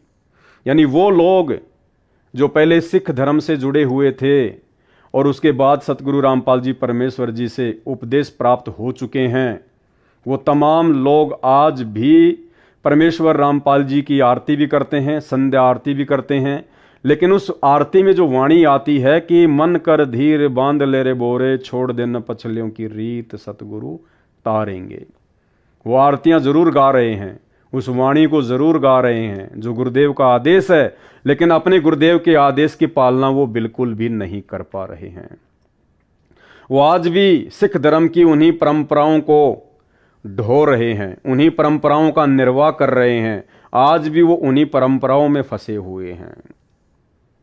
मानव धर्म को अपनाने के बाद भी सिख धर्म से जुड़े हुए भाई बहन अपनी उन परंपराओं का परित्याग नहीं कर पा रहे हैं, जबकि मुस्लिम धर्म से जुड़े हुए तमाम भाई बहनों ने अपनी सारी परंपराएं त्याग दी। मुस्लिम धर्म की जो पहचान थी वो त्याग दी। वो ना सर पे टोपी पहनते, ना वो मूंछ कटा के दाढ़ी रखते, बिल्कुल सिंपल रहते हैं। ईसाई समाज के भाई बहनों ने भी अपनी तमाम परंपराएं त्याग दी। हिंदू धर्म से संबंधित भाई बहनों ने भी अपनी तमाम परंपराएं त्याग दी। केवल सिख धर्म से संबंधित भाई बहन जिन्होंने उपदेश प्राप्त होने के बाद भी अपनी परंपराओं को नहीं त्यागा है। संत रामपाल जी के मानव धर्म को स्वीकार करने के बावजूद भी आज वो पहले वाले धर्म की परंपराओं के अंदर फंसे हुए हैं। अब चाहे वो उनका भय हो, चाहे उनकी लोकलाज हो, या चाहे समाज से बहिष्कार का डर हो, जो भी हो, लेकिन अभी तक उन्होंने इस प्रकार की परंपराओं का परित्याग नहीं किया है। लेकिन असल में होना क्या चाहिए? अब हमारी पहचान सतगुरु रामपाल जी से उपदेश लेने के बाद, इतना ज्ञान समझ में आने के बाद और इतना समय भक्ति को देने के बाद, अब हमारी पहचान वो पुराने वाले धर्म नहीं होनी चाहिए। अगर आप सिख समाज से हैं तो सिख धर्म आपकी पहचान नहीं होनी चाहिए। ये पगड़ी आपकी पहचान नहीं होनी चाहिए। वो दाढ़ी मूछ आपकी पहचान नहीं होनी चाहिए। सतगुरु रामपाल जी की शरण में आने के बाद अब आप सिख धर्म को फॉलो नहीं करते हैं, आप सिख धर्मी नहीं हैं, आप मानव धर्मी बन चुके हैं। जिस दिन से आप सतगुरु रामपाल जी से उपदेश प्राप्त कर लेते हैं, उसी दिन से आप जी मानव धर्मी बन जाते हैं। और मानव धर्मी व्यक्ति वैसा ही होता है जैसा आपको मानव धर्म को शुरू करने वाले परम पूज्य सतगुरु रामपाल जी भगवान दिखाई दे रहे हैं। बिल्कुल सिंपल, सादा, कोई आडंबर नहीं, कोई दिखावा नहीं, कोई पाखंड नहीं, किसी प्रकार की परंपराओं का बोझ नहीं। तो एक तरफ तो हम दुनिया को समझाते हैं कि हमारे गुरुदेव का नारा है कि जीव हमारी जाति है और मानव धर्म हमारा, हिंदू मुस्लिम सिख ईसाई धर्म नहीं कोई न्यारा। दुनिया को तो हम मानव धर्म से जोड़ने की ओर आगे बढ़ रहे हैं। ज्ञान गंगा पुस्तक लेकर, जीने की राह पुस्तक लेकर दुनिया को समझाते रहते हैं, सारा दिन पुस्तकें बांटते रहते हैं, लेकिन स्वयं अभी भी सिख धर्म में उलझे हुए हैं, उसी धर्म की उन्हीं परंपराओं में उलझे हुए हैं। इसको कहते हैं करनी तज कथनी कथ है, अज्ञानी दिन रात, और कुत्ते जूं भौंकत फिरे, सुनी सुनाई बात। तो भाई और बहनों, अब हमने अपने गुरुदेव को प्रसन्न करना है, उनको नाराज नहीं करना है। गुरुदेव ने हमें अपने आत्म कल्याण के लिए जो भी ज्ञान देना था, जो भी हमें समझाना था, परमात्मा ने सब कुछ बता दिया, सब कुछ समझा दिया है। अब हमने ज्ञान को आधार बनाकर परमेश्वर को प्रसन्न करना है। हमने वो भक्ति विरुद्ध कर्म नहीं करने हैं जिनके करने से गुरुदेव नाराज होते हैं। जिन बातन से गुरु दुख पावे, उन बातों को दूर भगावे। और यदि नहीं छोड़ा हमने इन परंपराओं को, यदि हमने सतगुरु रामपाल जी से उपदेश प्राप्त करने के बाद ये पगड़ी पहनना, लंबी लंबी दाढ़ी और मूछें रखना, यदि आपने नहीं छोड़ा, यदि आपने पहले की तरह सिख समाज की परंपराओं को अपनी पहचान के रूप में ही बनाकर रखा, तो भाई और बहनों, हम बहुत बड़ा धोखा खा जाएंगे। समय तेजी से निकलता जा रहा है। सतलोक की तैयारी के लिए ज़्यादा समय नहीं है। एक छोटी सी बात है, जैसे परमात्मा किसी व्यक्ति को कहें कि भाई वो जो भीड़ है ना, भीड़, हाँ जी, उस भीड़ में जितने भी मेरे भगत हैं उन सब को तू उस विमान में बैठा दे जो सतलोक जाने के लिए खड़ा हुआ है। अब वो भीड़ है, भीड़ में तो हिंदू भी खड़े हैं, मुसलमान भी खड़े हैं, सिख भी खड़े हैं, ईसाई भी खड़े हैं, संत रामपाल जी के भगत भी खड़े हैं। अब वो व्यक्ति कहे कि महाराज जी आपके भक्तों की पहचान क्या है, आपका भगत कैसा होगा, तो महाराज जी कहेंगे कि भाई मैंने तो समझा रखा है, मैंने सत्संगों में बता रखा है कि जय कोई भगत हमारा होई और जात वर्ण को त्यागे सोई, कि मेरा जो भगत होगा उसकी पहचान होगी वो जात और वर्ण, वर्ण यानी धर्म, जात यानी समाज में जो भी परंपराएं हैं, जो भी रीति रिवाज हैं, जो भी कुरीतियां हैं, जो उनसे दूर हटके मानव धर्मी बन के भक्ति कर रहा होगा, और वो जिस भी धर्म से जुड़ा हुआ था उस वर्ण की तमाम परंपराओं को, रीति रिवाजों को त्याग कर जो पूर्णतया मानव धर्मी बन चुका होगा, भाई वो मेरा भगत है। जय कोई भगत हमारा होई और जात वर्ण को त्यागे सोई, यानी मेरा भगत वही बन सकता है जो पहले वाले धर्म और जातियों की परंपराओं को, पहचान को जो मिटा देगा और मानव धर्मी बन के अपनी भक्ति करेगा। अब वो व्यक्ति क्या करेगा? अब वो व्यक्ति उस भीड़ में जाएगा, वो किसी भी हिंदू को हाथ नहीं लगाएगा, वो किसी भी मुस्लिम को नहीं छेड़ेगा, ईसाई को नहीं छेड़ेगा, सिख को नहीं छेड़ेगा। यानी धर्म की जो पहचान बनी हुई है हिंदू, मुस्लिम, सिख, ईसाइयों की, वो उनको हाथ भी नहीं लगाएगा। वो केवल उन व्यक्तियों का हाथ पकड़ पकड़ के उस विमान में बैठाएगा जिस व्यक्ति की उन चारों धर्मों में से कोई पहचान ना हो, जो बिल्कुल सिंपल हो, अपने गुरुदेव भगवान की तरह हो, सतगुरु रामपाल जी परमेश्वर जी की तरह हो। ना सिर पे टोपी, ना मूंछ कटी हुई, ना दाढ़ी बढ़ी हुई, ना गले में वो क्रॉस का लॉकेट, ना सर पे कोई पगड़ी। वो ऐसे व्यक्ति को हाथ पकड़ के उस विमान में बिठाएगा जो बिल्कुल दिखने में सतगुरु रामपाल जी परमेश्वर जी की तरह एक आम नागरिक की तरह दिखाई दे। तो भाई और बहनों, न उपदेश लेने के बाद भी यदि आप वो परंपराएं नहीं त्यागते हैं तो आपका तो रह गया काम, आप तो सतलोक जाने से वंचित रह गए, क्योंकि परमात्मा तो उन्हीं को लेके जाएगा जो पूर्णतया सतगुरु का बन गया होगा। जय कोई भगत हमारा होई और जात वर्ण को त्यागे सोई, ये परमेश्वर की वाणी है कि असल में मेरा भगत तो वही कहलाएगा जो जाति और वर्ण को, यानी धर्म की और समाज की परंपराओं को त्याग देगा। ये जग ऐसे उर्जाई, नाम बिना डूबी दुनियाई, जो कोई भक्त हमारा होई और जात वर्ण को त्यागे सोई। जो हमारा हंस होगा वो हिंदू और जैना मुसलमान बने ना वो ईसाई कहावे ना सिख, वो एक परमात्मा की प्यारी आत्मा कहलावेगा और वो मानव मनुष्य का पूर्ण लाभ प्राप्त कर लेगा। जो कोई भक्त हमारा होई जात वर्ण को त्यागे सोई, तीर्थ व्रत सब दे बहाई, इन सब न बगादे ठाक है तीर्थ व्रत आदि को, और सतगुर शरणा सतगुर चरणा ध्यान लगाई। लेकिन फिर भी वर्तमान में सिख समाज से जुड़े हुए सतगुरु रामपाल जी परमेश्वर जी के 90% भगत उन पहले वाली परंपराओं को, रीति रिवाजों को, धर्म की पहचान को नहीं छोड़ पा रहे हैं। क्यों नहीं छोड़ पा रहे? बहुत सारी रीजन है। परमात्मा की वाणी कहती है कि राज त्यागना सहज है, सहज नारी का ने, मान बढ़ाई ईर्ष्या दुर्लभ तजना। ये मान बढ़ाई का प्रतीक है, ये पगड़ी। मान बढ़ाई यानी अहंकार, ये अहंकार का प्रतीक है, ये एक धर्म विशेष की पहचान है। इसको केवल कोई सतगुरु का विशेष हंस ही त्याग सकता है, हर किसी के बस की बात नहीं है। वो लोकलाज में आकर नहीं त्यागेगा कि समाज क्या कहेगा, रिश्तेदार क्या कहेंगे, तूने कहाँ बाबा रामपाल से नाम ले लिया, क्या तूने सिक्खी छोड़ दी, क्या तू सिख धर्म से आउट हो गया। वो डर जाएगा, भयभीत हो जाएगा कि समाज के लोग मेरा बहिष्कार ना कर दें। उसको कहते हैं लोकलाज। तो अभी तक उन भगत भाई बहनों के अंदर लोकलाज ने अपना समावेश कर रखा है। जो भगत भाई बहन संत रामपाल जी के भगत भी हैं और उसके बावजूद भी अपने सर पर पगड़ी पहनते हैं, बड़ी बड़ी दाढ़ी मूंछ वगैरह रखवाते हैं, अभी तक उन्होंने समाज की लोकलाज को नहीं त्यागा है। और जो व्यक्ति भक्ति मार्ग में आने के बाद भी लोकलाज का परित्याग नहीं करता है तो परमात्मा कहते हैं वो मार खाएगा, वो भक्ति मार्ग पर सफल नहीं हो पाएगा। परमात्मा कहते हैं कि लोक लाज ना कीजिए और निर्भय हो रहिए, और जय मन चावे राम को तो दासा तंदरिए। यानी सतगुरु रामपाल जी भगवान की प्राप्ति के लिए, उस राम की प्राप्ति के लिए आपको लोक लाज से दूर हटना पड़ेगा, लोक लाज का परित्याग करना पड़ेगा।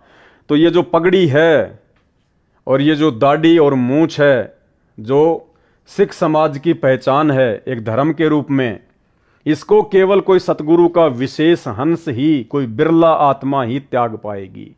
अन्यथा भाई संत रामपाल जी से उपदेश भी ले रखा है और इन तमाम परंपराओं में भी उलझा हुआ है, तो वो भगत कभी जिंदगी में भी सतलोक के दर्शन नहीं कर पाएगा, क्योंकि ये मान बढ़ाई का प्रतीक है। ये इतनी आसानी से नहीं छूटती हैं।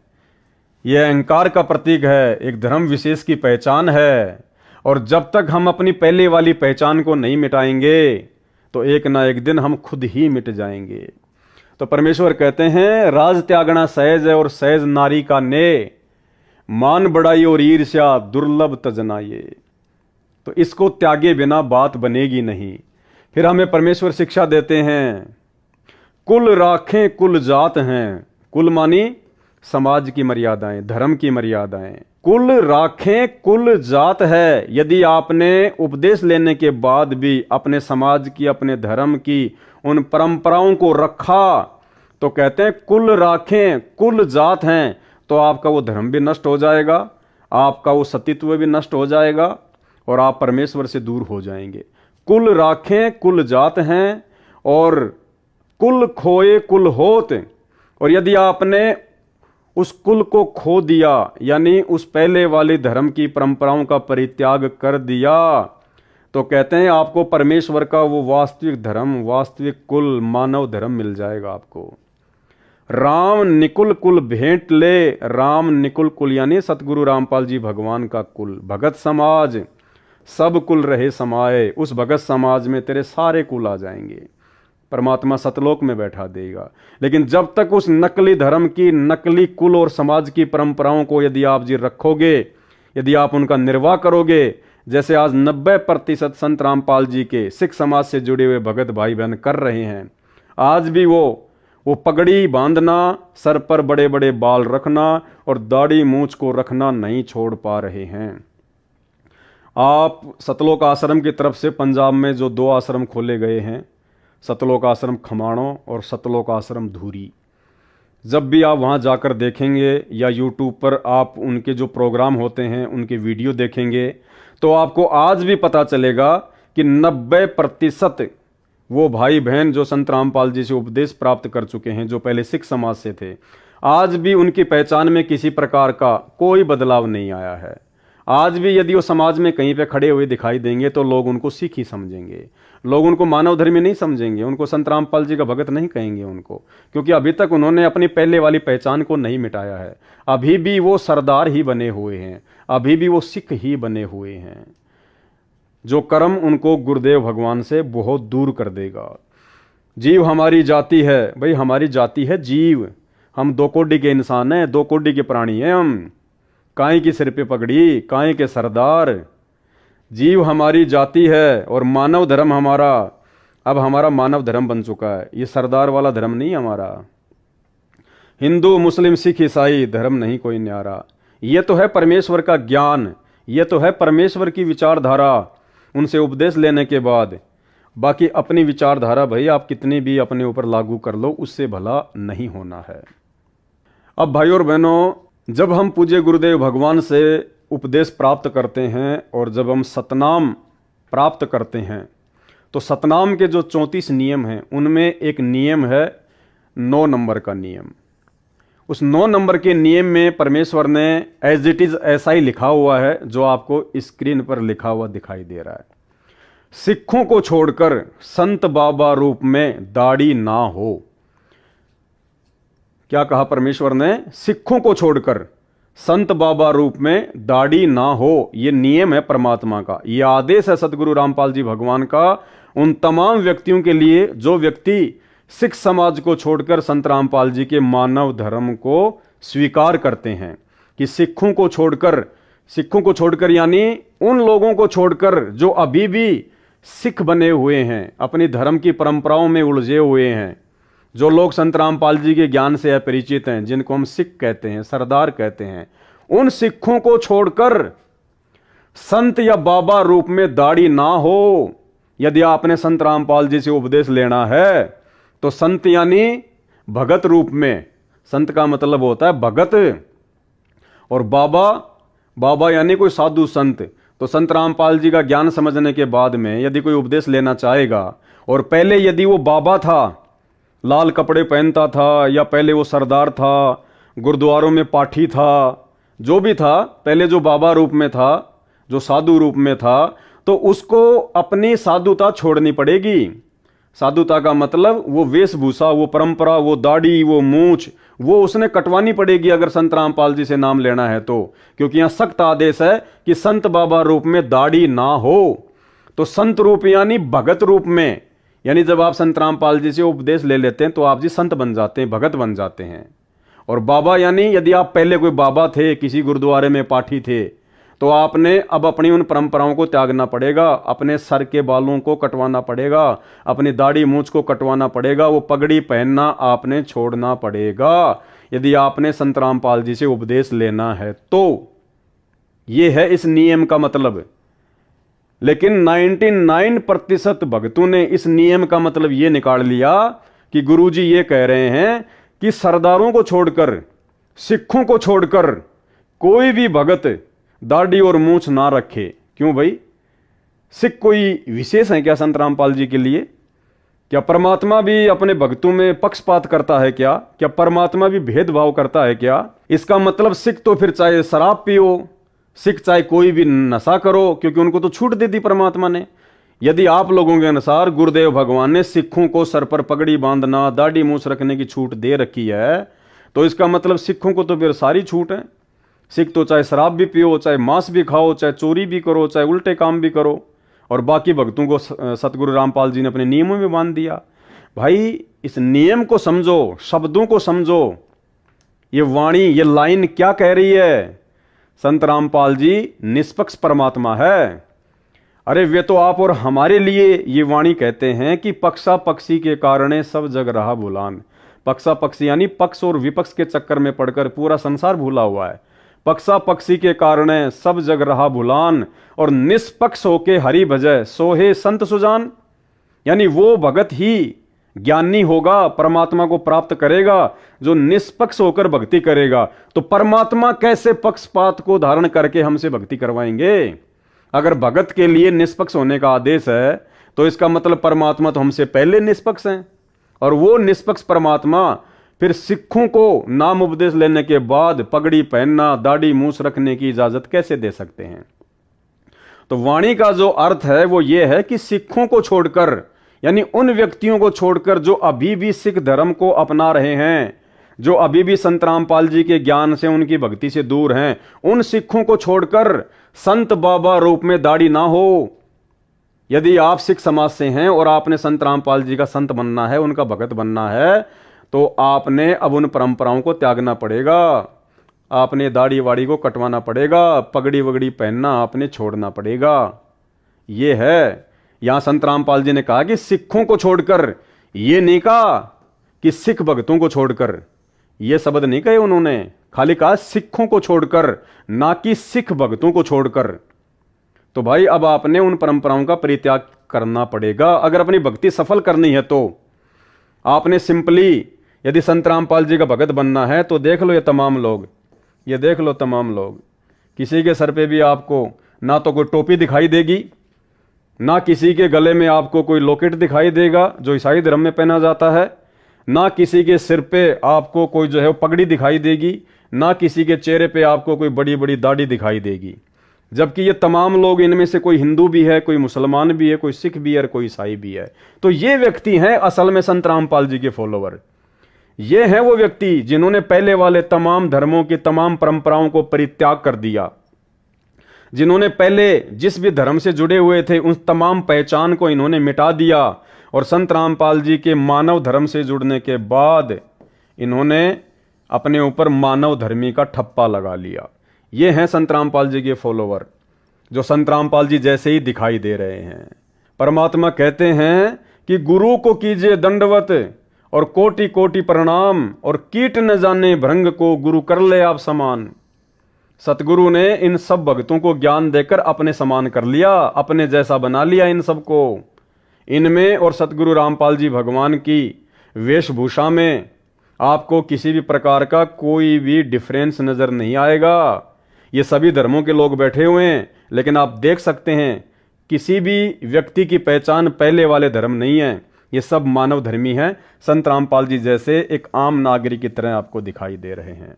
तो भाई सिख समाज से जुड़े हुए मेरे जितने भी भगत भाई बहन हैं, जो अभी भी सतलोक आश्रमों से जुड़े हुए हैं, और सतलोक आश्रमों में उनको ये तमाम बातें नहीं बताई जाती है, नहीं समझाई जाती हैं। मर्यादाओं को लेकर सतलोक आश्रमों में कोई बात किसी भगत को नहीं बताई जाती है। भक्तों को किसी भी मर्यादा के लिए पाबंद नहीं किया जाता है, क्योंकि सतलोक आश्रम मैनेजमेंट हरियाणा का एक ही मकसद है, भीड़ इकट्ठा करना। हमें भक्तों के माध्यम से ज्योति पाठ और दान का ज्यादा से ज्यादा पैसा चाहिए। चाहे भगत मर्यादा में रहे ना रहे, भगत भक्ति करे या ना करे, चाहे भगत सर पर टोपी पहने या सर पर पगड़ी पहने, चाहे क्रॉस का लॉकेट पहने या चाहे जो मर्जी, चाहे वो भगवा धारण करे, चाहे वो पीतांबर पहने, कुछ भी करे, दाढ़ी रखे, मूंछ रखे, उन लोगों को कोई मतलब नहीं है।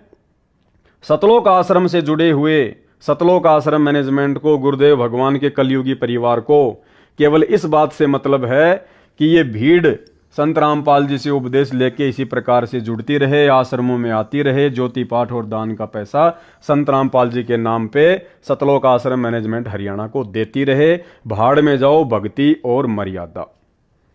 तो भाई वास्तव में यदि आपने अपनी भक्ति सफल करनी है तो आपने अपने गुरुदेव के ज्ञान को आधार बनाकर अपनी पहले वाली पहचान को मिटाना पड़ेगा। आपने उन परंपराओं का परित्याग करना पड़ेगा, भले आपको अच्छा लगे चाहे आपको बुरा लगे। आपने संघर्ष करना पड़ेगा। यदि आप संघर्ष नहीं कर पा रहे हैं, लोकलाज में फंसे हुए हैं या आपको भय है, तो भाई ये लोकलाज और भय सतगुरु रामपाल जी भगवान ने भगत का सबसे बड़ा दुश्मन बताया है, सबसे बड़ा दुश्मन।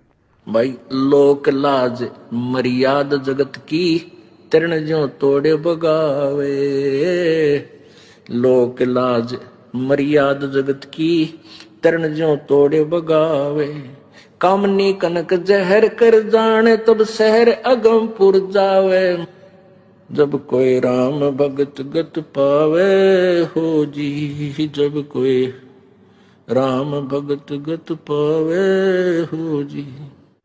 अब आप ये फोटो देखिएगा।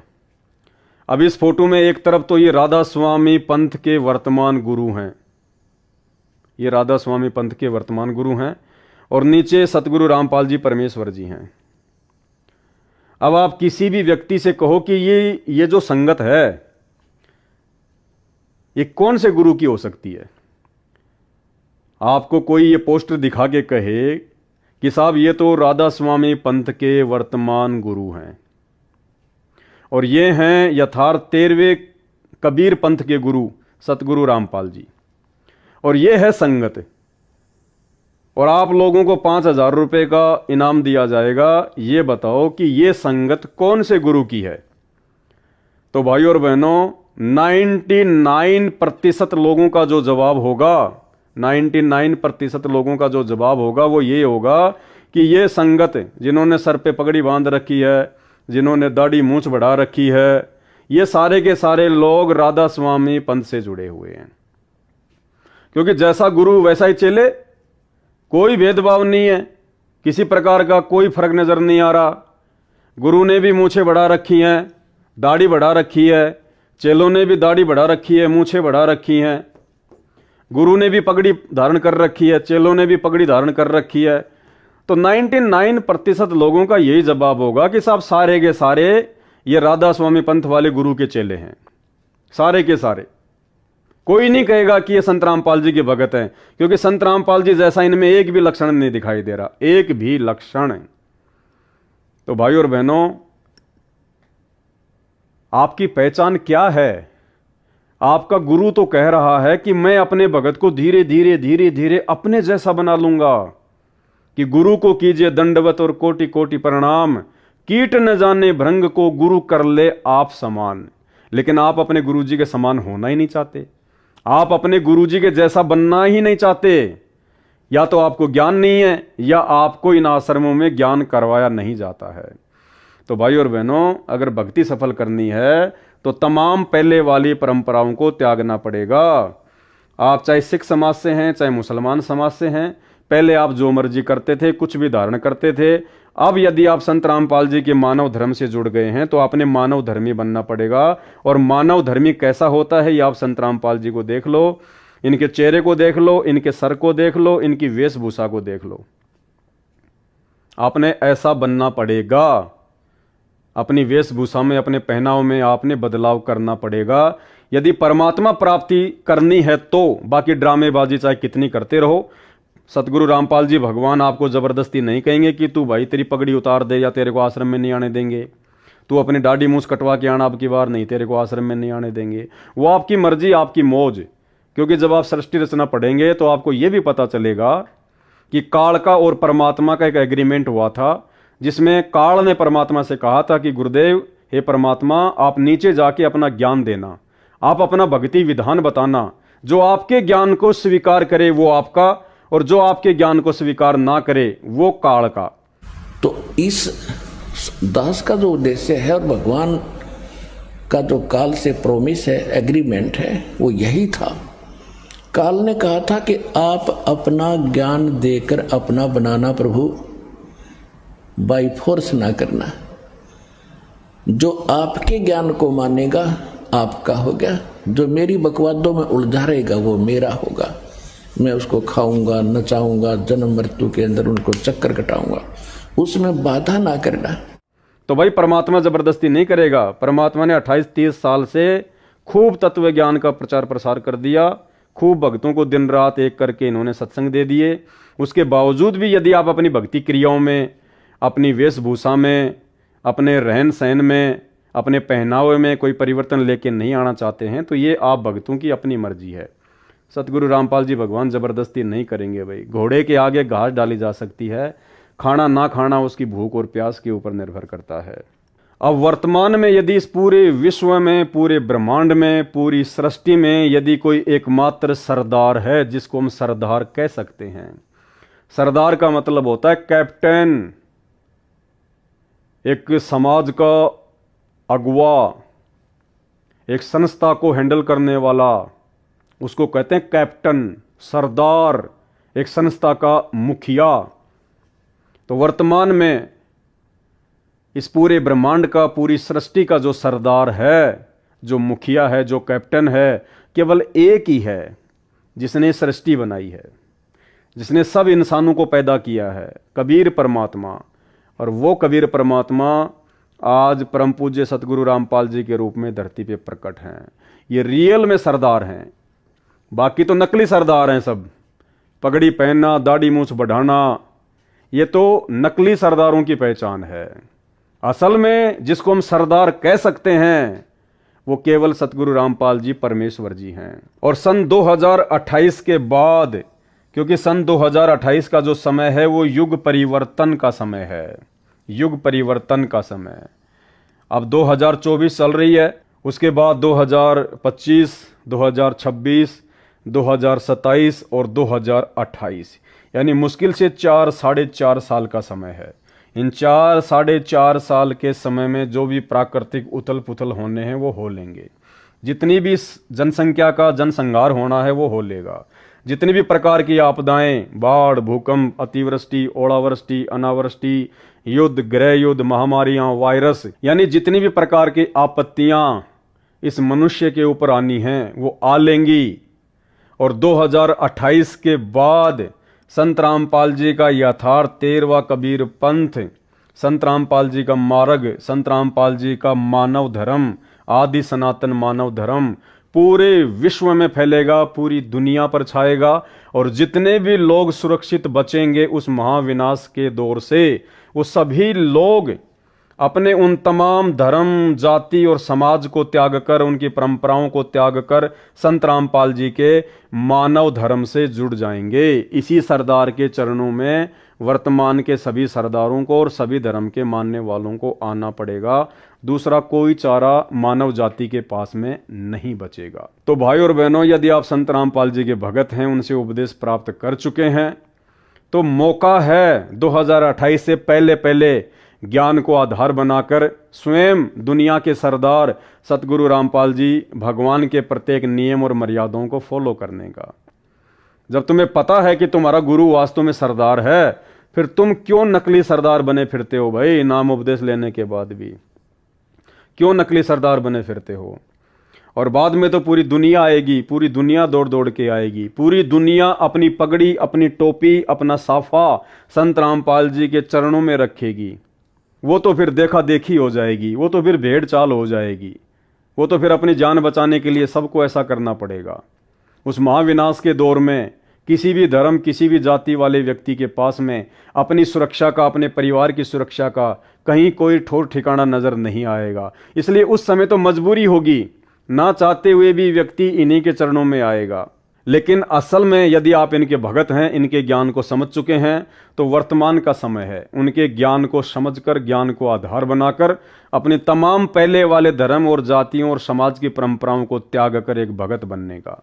बाद में तो पूरी दुनिया पलटेगी, उस समय आपका कोई स्थान नहीं रहेगा, कोई विशेष जगह परमात्मा के चरणों में नहीं रहेगी, क्योंकि आप ज्ञान आधार से नहीं आ रहे, आप तो परिस्थितियों के वशीभूत होकर आ रहे हैं। आप डर और भय के वशीभूत होकर अपनी उन परंपराओं को त्याग रहे हैं, जबकि असल में परंपराओं को त्यागना आज है, आज। और रही बात ये सिखों के द्वारा दाढ़ी मूछ रखना वर्तमान में, इसके पीछे की क्या कहानी है, क्या इसकी बायोग्राफी है, ये आपको आसानी से गूगल पे मिल जाएगी। सिखों के जो 10वें गुरु थे गुरु गोविंद सिंह जी, उनके जो पिताजी थे श्री तेग बहादुर जी, मुगलों ने उनको मौत के घाट उतार दिया था, लड़ाई में वो शहीद हो गए थे। उसका बदला लेने के लिए श्री गोविंद सिंह जी ने अपनी एक सेना खड़ी की थी, जिसको खालसा पंथ के नाम से भी जाना जाता है। और उनकी उस सेना में जो जो लोग भर्ती होते थे, उनके लिए कुछ चीज़ें अनिवार्य थी, जैसे सिर के बाल बड़े हुए होने चाहिए, दाढ़ी मूछ वगैरह बड़ी हुई होनी चाहिए, हाथ में आपके जो है एक वो कड़ा होना चाहिए, घुटने तक का जो है एक वो कच्छा होना चाहिए, एक आपके पास में जो है वो कृपाण होनी चाहिए, एक आपके पास में उन बालों के लिए जो है कंगा होना चाहिए, कोम्ब। तो ये कुछ पहचान थी, ये उस समय की परिस्थितियों के अनुसार जायज़ थी, क्योंकि जो सेना गुरु गोविंद सिंह जी ने तैयार की थी, उस सेना का मकसद था गुरु गोविंद सिंह जी के पिताजी की हत्या का बदला लेना और मुगलों के द्वारा समाज में जो अत्याचार किया जा रहा था, समाज की रक्षा करना। और उस समय जो बाल जो बढ़ाए जाते थे और बालों के ऊपर फिर जो पगड़ी पहनी जाती थी, तो उसका रीजन था कि जब लड़ाई होगी, आक्रमण होगा, युद्ध होगा, अगर सिर पर किसी बंदूक से या किसी लठ से या किसी तलवार आदि से यदि आपको नुकसान पहुंचाने का प्रयास किया जाए, तो काफ़ी हद तक वो बड़े बड़े बाल और बालों के ऊपर वो पगड़ी आपका बचाव कर देगी, आपके सर का बचाव कर देगी। तो उस समय ये जरूरी था। कड़ा इसलिए पहना जाता था कि बाय द वे आपके पास में हथियार नहीं है, तो आप जी जो कड़ा है, उस कड़े से आप जी सामने वाले के प्रहार को, आक्रमण को झेल सकें, रोक सकें। कच्छा इसलिए पहना जाता था ताकि वो ढीला ढीला रहे, दौड़ने भागने में, उठने बैठने में दिक्कत ना रहे। कंगा उन बालों को संवारने के लिए था। वो कृपाण एक छोटे हथियार के रूप में था। और वर्तमान में ना तो हिंदुस्तान में कोई मुगलों ने आक्रमण कर रखा है, ना कोई मुगल यहाँ पे कोई अत्याचार कर रहा है। वो परिस्थितियां ही नहीं है वर्तमान में। वो देश काल और परिस्थितियां कुछ और थी, वर्तमान में वो परिस्थितियां नहीं हैं। इसलिए वर्तमान में अब उन चीजों की आवश्यकता भी नहीं है। नमस्कार, आप देख रहे हैं लोकमत न्यूज.in। आपके साथ मैं हूं भारती द्विवेदी। 13 अप्रैल 1699 वैशाखी के मौके पर सिखों के 10वें गुरु गुरु गोविंद सिंह जी ने खालसा पंथ की स्थापना की थी। इस मौके पर उन्होंने 5 प्यारों को अमृत छकाकर सिख से सिंह बनाया था और उन्हें पंचककार धारण करवाया था। पंचककार पुन सिख द्वारा धारण किया जाता है। एक ऐसा सिख जिसने गुरु गोविंद सिंह जी द्वारा मिले खंडे बाटे का अमृतपान किया हो, साथ ही नियमानुसार सिख धर्म का पालन करता हो। तो आइए आपको गुरु गोविंद सिंह जी के 5 ककारों के बारे में बताते हैं। सिख धर्म में अमृत चखने वाले सिख को अमृतधारी सिख भी कहा जाता है। ऐसा सिख खास नियमों का पालन करता है और साथ ही धारण करता है ये 5 कराकार: कंघा, कड़ा, कछारा, कृपाण, केस यानी बाल। 5 ककारों में कंघा पहला है। एक अमृतधारी सिख साधारण प्लास्टिक का नहीं बल्कि लकड़ी के कंघे का इस्तेमाल करता है और इसे अपने बालों में पगड़ी के नीचे धारण भी करता है। अमृत पान कराने के बाद ही लकड़ी का एक कंघा दिया जाता है। यह 5 ककारों में अहम माना गया है।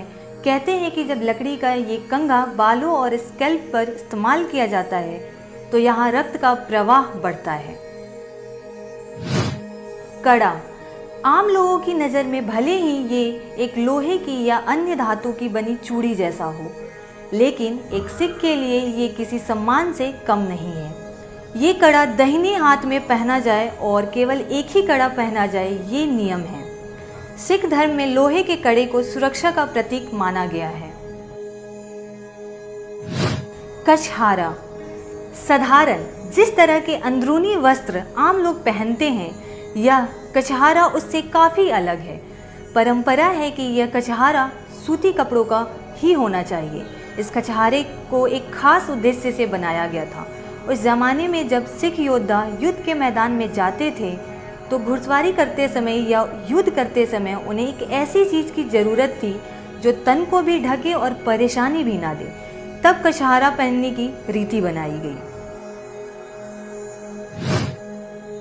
केश यानी बाल सिख धर्म में होने की पहचान है। गुरु गोविंद सिंह जी के अनुसार केश अकाल पुरख द्वारा एक सिख को दी गई देन है, एक सम्मान है जिसे कभी भी खुद से अलग नहीं करना चाहिए। इसलिए एक अमृतधारी सिख या कायदे से किसी भी सिख को अपने बाल नहीं कटवाने चाहिए।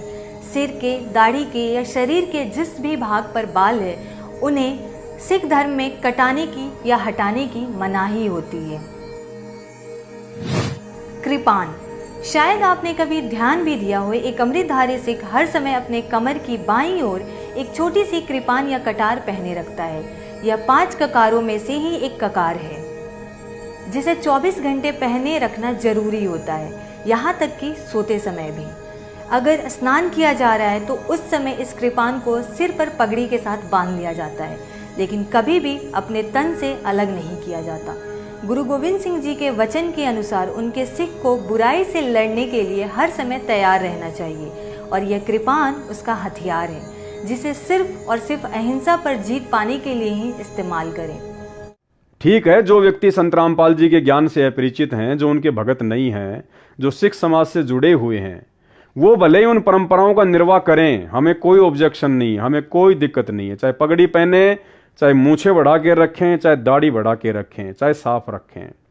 ये वीडियो उनके लिए नहीं है, ये वीडियो केवल उन लोगों के लिए है जिन लोगों ने सिख समाज से होने के बावजूद सतगुरु रामपाल जी भगवान से उपदेश ले लिया है, सिख समाज से होने के बावजूद संत रामपाल जी के मानव धर्म को स्वीकार कर लिया है और उसके बावजूद भी, भगत बनने के बावजूद भी उन तमाम पहली वाली परंपराओं को ढो रहे हैं, उन परंपराओं के वजन को ढो रहे हैं। वो 2 किलो का वजन पगड़ी का, बालों का अपने सिर पर ढो रहे हैं। आपका कितना समय बर्बाद हो रहा है। परमात्मा ने हमें एक एक श्वास की कीमत बताई और आपका कितना समय बर्बाद होता है बाल धोने में, बालों को संवारने में, बालों को जो है वो कंघा करने में, बालों को बांधने में, फिर उसके ऊपर वो पगड़ी पहनने में, फिर कभी कभार उस पगड़ी को साफ करने में, धोने में। आपका कितना समय बर्बाद हो रहा है। दाढ़ी वगैरह ना ढंग से आप नहा पाते, ना ढंग से आप जी जो है अपने चेहरे को, अपने सर को साफ कर पाते। क्या आवश्यकता है इन चीज़ों की। हम मानव धर्मी है और मानव धर्मी की पहचान है बिल्कुल सिंपल सादा व्यक्ति, कोई दिखावा नहीं, कोई परंपरा का निर्वाह नहीं। पहले वाले धर्मों की सारी पहचानें समाप्त। भाई जब तक आप अपनी पहले वाली पहचान को समाप्त नहीं करोगे तो संत रामपाल जी के भगत के रूप में आपकी पहचान कैसे बनेगी, बन ही नहीं सकती। अगर आपने उन धर्मों को छोड़कर संत रामपाल जी के धर्म को अपनाया है तो भाई संत रामपाल जी के धर्म को सही रूप में आप उस समय तक नहीं अपना सकते जब तक आप अपने पहले वाले धर्म की परंपराओं का परित्याग नहीं करेंगे। जिस प्रकार एक बच्चे का स्कूल में एडमिशन करवा दिया जाता है, एडमिशन होने के बाद उस बच्चे ने बहुत सारी बातों का परित्याग करना पड़ता है। स्कूल जाने के बाद उस बच्चे को एक ड्रेस कोड में रहना पड़ता है। स्कूल में जो ड्रेस है वो पहननी पड़ती है और पहले वो घर पे जो मर्जी कपड़े पहना करता था, लेकिन एडमिशन लेने के बाद उसकी मनमानी नहीं चलेगी। स्कूल के कायदे कानून के अनुसार चलना पड़ेगा। स्कूल में उसको स्कूल की ड्रेस पहन के ही जाना पड़ेगा। पहले बच्चा घर पर दिन में 4 बार खाना खा लेता था, 5 बार खाना खा लेता था। अब स्कूल में एडमिशन लेने के बाद उसको लंच टाइम में ही लंच करना पड़ेगा। बीच में उठ के खाना नहीं खा सकता, हर आधे घंटे में खाना नहीं खा सकता, यानी अपनी उन क्रियाओं को चेंज करना पड़ेगा। पहले वो घर पर था, उसके नाखून बड़े रहते थे, बाल वगैरह उसके बड़े रहते थे, नहाया तो ठीक है, नहीं नहाया तो ठीक है। अब स्कूल में एडमिशन लेने के बाद में भैया उसको बाल भी कटवा के रखने पड़ेंगे, उसको नाखून भी कटवा के रखने पड़ेंगे। पहले वो गंदे संदे कपड़े पहन के घूमता था, अब उसको साफ सुथरे कपड़े स्कूल में पहन के जाने पड़ेंगे। तो इसी प्रकार से यदि आप संत रामपाल जी के भक्ति मार्ग में एडमिशन ले चुके हैं, यदि आप जी मानव धर्मी बनना चाहते हैं, तो आपने अपने पहले वाले धर्म की परंपराओं को त्यागना पड़ेगा। वो रीति रिवाज, वो कुरीतियां आपने त्यागनी पड़ेगी। उनके लिए, उन परंपराओं के लिए संत रामपाल जी के मानव धर्म में कोई जगह नहीं है, किसी भी प्रकार की कोई जगह नहीं है। तो भाइयों और बहनों, आप विचार करना, ये संदेशा सतगुरु रामपाल जी भगवान के आशीर्वाद से आप तक पहुंचा दिया गया है। सत्सेवक भाई बहन तो पहले से ही इन चीज़ों को फॉलो करते हैं, वो तो उन तमाम धर्म की पहचानों को मिटा चुके हैं और अपनी पहचान केवल अपने गुरुदेव को बना चुके हैं, भक्ति मार्ग को बना चुके हैं कि एक भगत कैसा होता है, भगत का रहन सहन, उसका उठना बैठना, बोलना चलना, उसका पहनावा कैसा होता है, ये आपको साध संगतियों में आने से पता चलेगा। और दूसरी तरफ सतलोक आश्रमों से जुड़े हुए भाई बहन अभी तक अपनी उन्हीं वर्ण, जाति, धर्म, समाज की परंपराओं में घुसे हुए हैं। तो भाई यदि वास्तव में आपने संत रामपाल जी की रहम, उनकी कृपा, उनके आशीर्वाद को प्राप्त करना है, यदि आपने वास्तव में संत रामपाल जी से उपदेश लेने के बाद मानव धर्मी बनना है, उनके चरणों में जगह प्राप्त करनी है, सतलोक के लिए आपने अपने टिकट रिजर्व करवानी है, बुक करवानी है, तो भाई आपने संत रामपाल जी के यथार्थ 13वें सत कबीर पंथ के अनुसार ही चलना पड़ेगा, रहना पड़ेगा, बनना पड़ेगा। अब आप चाहे हिंदू थे या मुसलमान थे, सिख थे या ईसाई थे, भले आपको अच्छा लगे या बुरा लगे, भले आपको लोक लाज सताए या समाज का भय और डर सताए, भाई आपने ज्ञान आधार से अपनी उन कमजोरियों को दूर करना पड़ेगा। अन्यथा पूर्ण रूप से संत रामपाल जी के भगत नहीं कहे जा सकते। टाइम पास के लिए भले आप चाहे आश्रमों में जाओ, चाहे अपनी भक्ति करो, लेकिन पूर्ण रूप से संत रामपाल जी का आशीर्वाद प्राप्त नहीं कर पाओगे।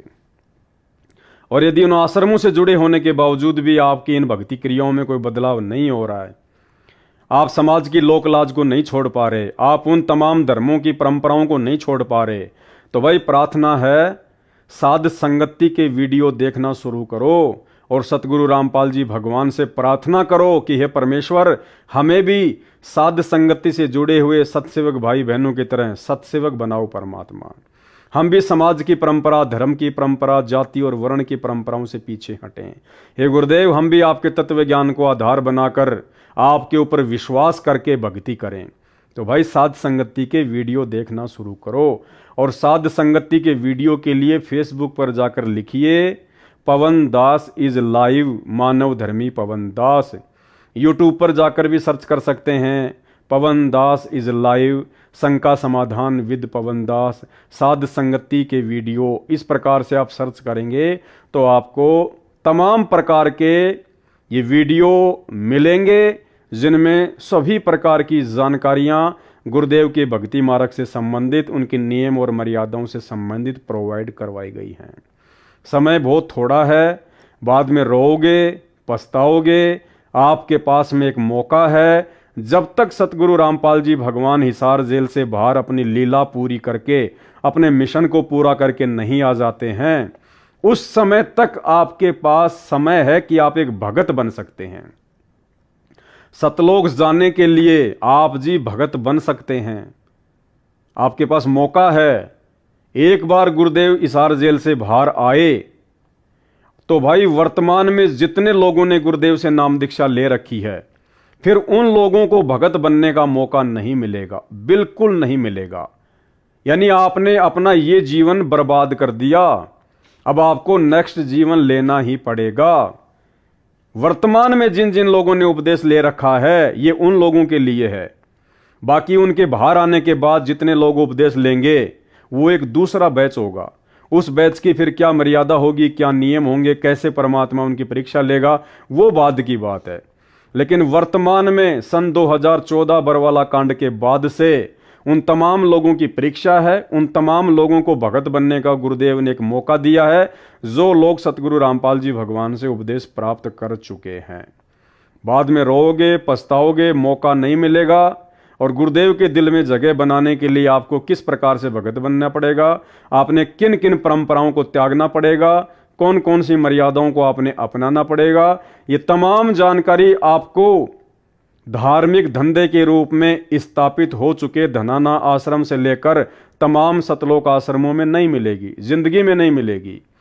ये तमाम जानकारी यदि आपको चाहिए तो आपको सात संगति की वीडियो देखना पड़ेगा, आपको सात संगति से जुड़ना पड़ेगा।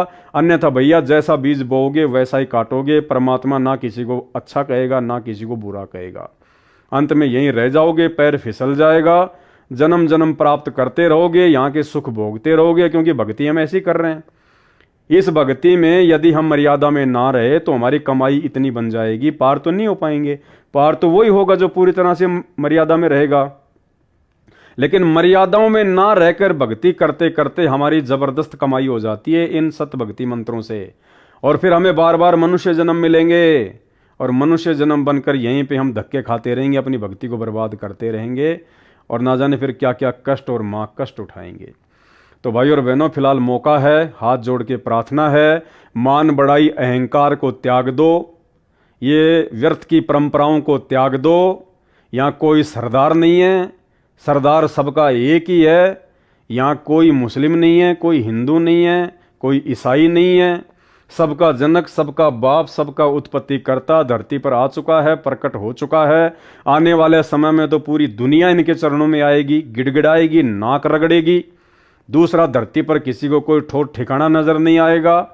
और तुम चंद भाई बहन जिनको गुरुदेव ने मौका दिया, समय रहते अपनी शरण में ले लिया, तुम अगर उन्हीं परंपराओं में उलझे रहे, उसी मान बढ़ाई में उलझे रहे, उन्हीं धर्म के रीति रिवाजों में उलझे रहे और परमेश्वर के मानव धर्म को सही से नहीं अपनाया, तो भैया आपकी भी वही दुर्गति होगी जो वर्तमान में संत रामपाल जी को ना पहचान कर उनसे दूर बैठे हैं। तो एक संदेशा गुरुदेव की सत प्रेरणा से आपको दे दिया गया है। अब आपने सरदार बनना है या आपने भगत बनना है, आपने सिख बनना है या आपने सतगुरु का शिष्य बनना है, ये भाई आपकी अपनी मर्जी के ऊपर निर्भर करेगा। गुरुदेव आपको ना तो ये कहने आएंगे कि बेटा तू ठीक कर रहा है, ना आपको ये कहेंगे कि बेटा तू गलत कर रहा है। क्योंकि 28 वर्षों से गुरुदेव ने ज्ञान दे दिया। वो ज्ञान इसीलिए दिया है कि हम खुद निर्णय कर सकें। कहे कबीर सोए जन मेरा, जो नीर खीर का करे निबेरा। तो आज के वीडियो में केवल इतना ही, आगे फिर आपको जानकारियां देते रहेंगे। तब तक के लिए दीजिए इजाजत। बंदी छोड़ सतगुरु रामपाल जी भगवान की जय हो। बच्चों, आप इन बातों को हल्के बना लो, कति 100 की 100 साची है। आंखों देखिए उस महापुरुष ने अपने मालिक की महिमा गाई है। विश्वास कर लो, दर्द कति आंख मीच लो। अब ब्लाइंड फेथ करना शुरू करो, जो दास बोल रहा। सारे प्रमाण दे दिए। अब आपका समय आ गया है कति शीश देने का। शीश को काट के नहीं चढ़ाना, समर्पित होना। सिर सौंपा गुरुदेव को, सफल हुआ यो शीश। नित्यानंद इस शीश पर, आप बस जगदीश। लल्लो पत्तों का ज्ञान बतेरा दे लिया। अब खरी खरी कहूंगा, और इनको जो सहन कर गया उसका बेड़ा पार है। और जिसके अंदर दोष होगा वो या तो ठीक हो जाएगा ना छोड़ जाएगा इस विषय को। हमने इसे की जरूरत भी नहीं है। अब मैं देखता हूँ जैसे ये बकवाद करी है 11/7 को, ये सारनाम प्राप्त न करी है, ये बकवास उसने की है। अब वो कुत्ते वाली मौत नहीं मरेगा तो और क्या करेंगे ये बताओ। सारनाम ले लिया, कोई परमानेंट टिकट होगी तब उसका कुछ भी ना होगा। बकवाद वैसे करता रहो, भाड़ में जाओ इसे सस और ऐसे कोऑर्डिनेटर। तो अपनी बकवास करके कर्म बना लो, बकवास छोड़ दो। ये बार बार कहने की बात नहीं है। मुश्किल से मानो शरीर मिला, इसमें तुम वो चौधर में खो दियो और नष्ट करके चले जाइए इस जीवन को। जो आदेश दास का हो, भगत तो वो है, कूदता हूँ गुरुदेव का। रामपाल दास का नाम, गले प्रेम की जेवड़ी, जहाँ खेचो आ जाओ। तो करो तो बाहू, वापस आ जाऊं तो दूर दूर करो तो जाऊं, जो रखो तो हीरो, जो देवो सो खाओ। कि एक परमात्मा इस भाव में आओगे ना, वो बात तो बनेगी जब। वैसे ठीक है, जैसा करोगे मालिक रखा को नहीं। ठीक, वो मर गए, भक्ति कर रहे थे, हुआ तो उन्हें मिले मिले के, और अगले जन्म में हो सके कि राजा महाराजा बन जा, फिर कर्म फोड़ के फिर कुत्ते बन जाएंगे। तो ऐसे अधीन होना पड़ेगा। आपको जो निर्देश मिले, भैया सेवा छोड़ दे, तुरंत त्याग दे, हाथ जोड़ के खुश होकर, मुंह बढ़ावा नहीं कि देखा है कोऑर्डिनेटर हटा दिया, मैं इतने दिन से सेवा कर रहा था, मैं ये कर रहा था, है वैसे उन दिनों में किया मैंने, जब दुख के दिन थे आज में हटा दिया। तो के राजा था तो के मंत्री लाग रहा था, भले आदमी, सेवा थी, मजदूरी थी, मालिक ने दी, मालिक ने ले ली। खुश होना चाहिए हाथ जोड़ के, भाई फेर दियो चांस, गुरु जी कहियो, फिर मौका दे, कोई गलती हो तो सुधारूंगा, सुधारूंगी। ये तो है साधु के लक्षण। और बकवाद करके मुंह चढ़ाकर बैठे, के किसका के बिगाड़ेगा, कल मरेगा कुत्ते वाली मौत से, ऐसे की सीट के मारेगा काल। बच्चों, अपने ऊपर रहम ना करते, दास पकड़ लो। मेरा संघर्ष देखो, 27-28 साल हो गए दास में, 1994 से आज तक हिसाब ला लो। और इसलिए कि आप घोर नरक में पड़े हो, इसको सुख मानने बैठे हो। अरे सुख है कितनी समय का, पता है आपको? सांस दे रहा है ना, इस सांस का आवण हो ना हो। ऐसे गंदे लोग में माचे माचे खरो हो, अहंकार में सड़ रहे हो। यू काल अफारा कर रखा काल ने, तो हवा पर रखी है, अरे एकदम पाट देगा टायर सा तुम्हारा। आंख खोल लो, आखिर तुझको कौन कहेगा, गुरु बिन आत्मज्ञान, मन ने की कर ले,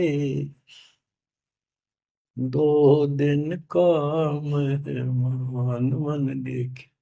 ये कबीर साहब रो रो का गाया करते, खड़े होके तो चौराहे पर, आंखों में आंसू होती थी उनके। ये गाना नहीं था, ये विलाप था।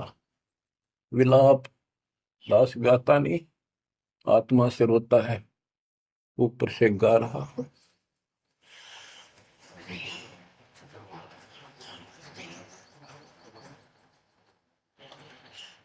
120 साल आपके बाप, आपके पिता,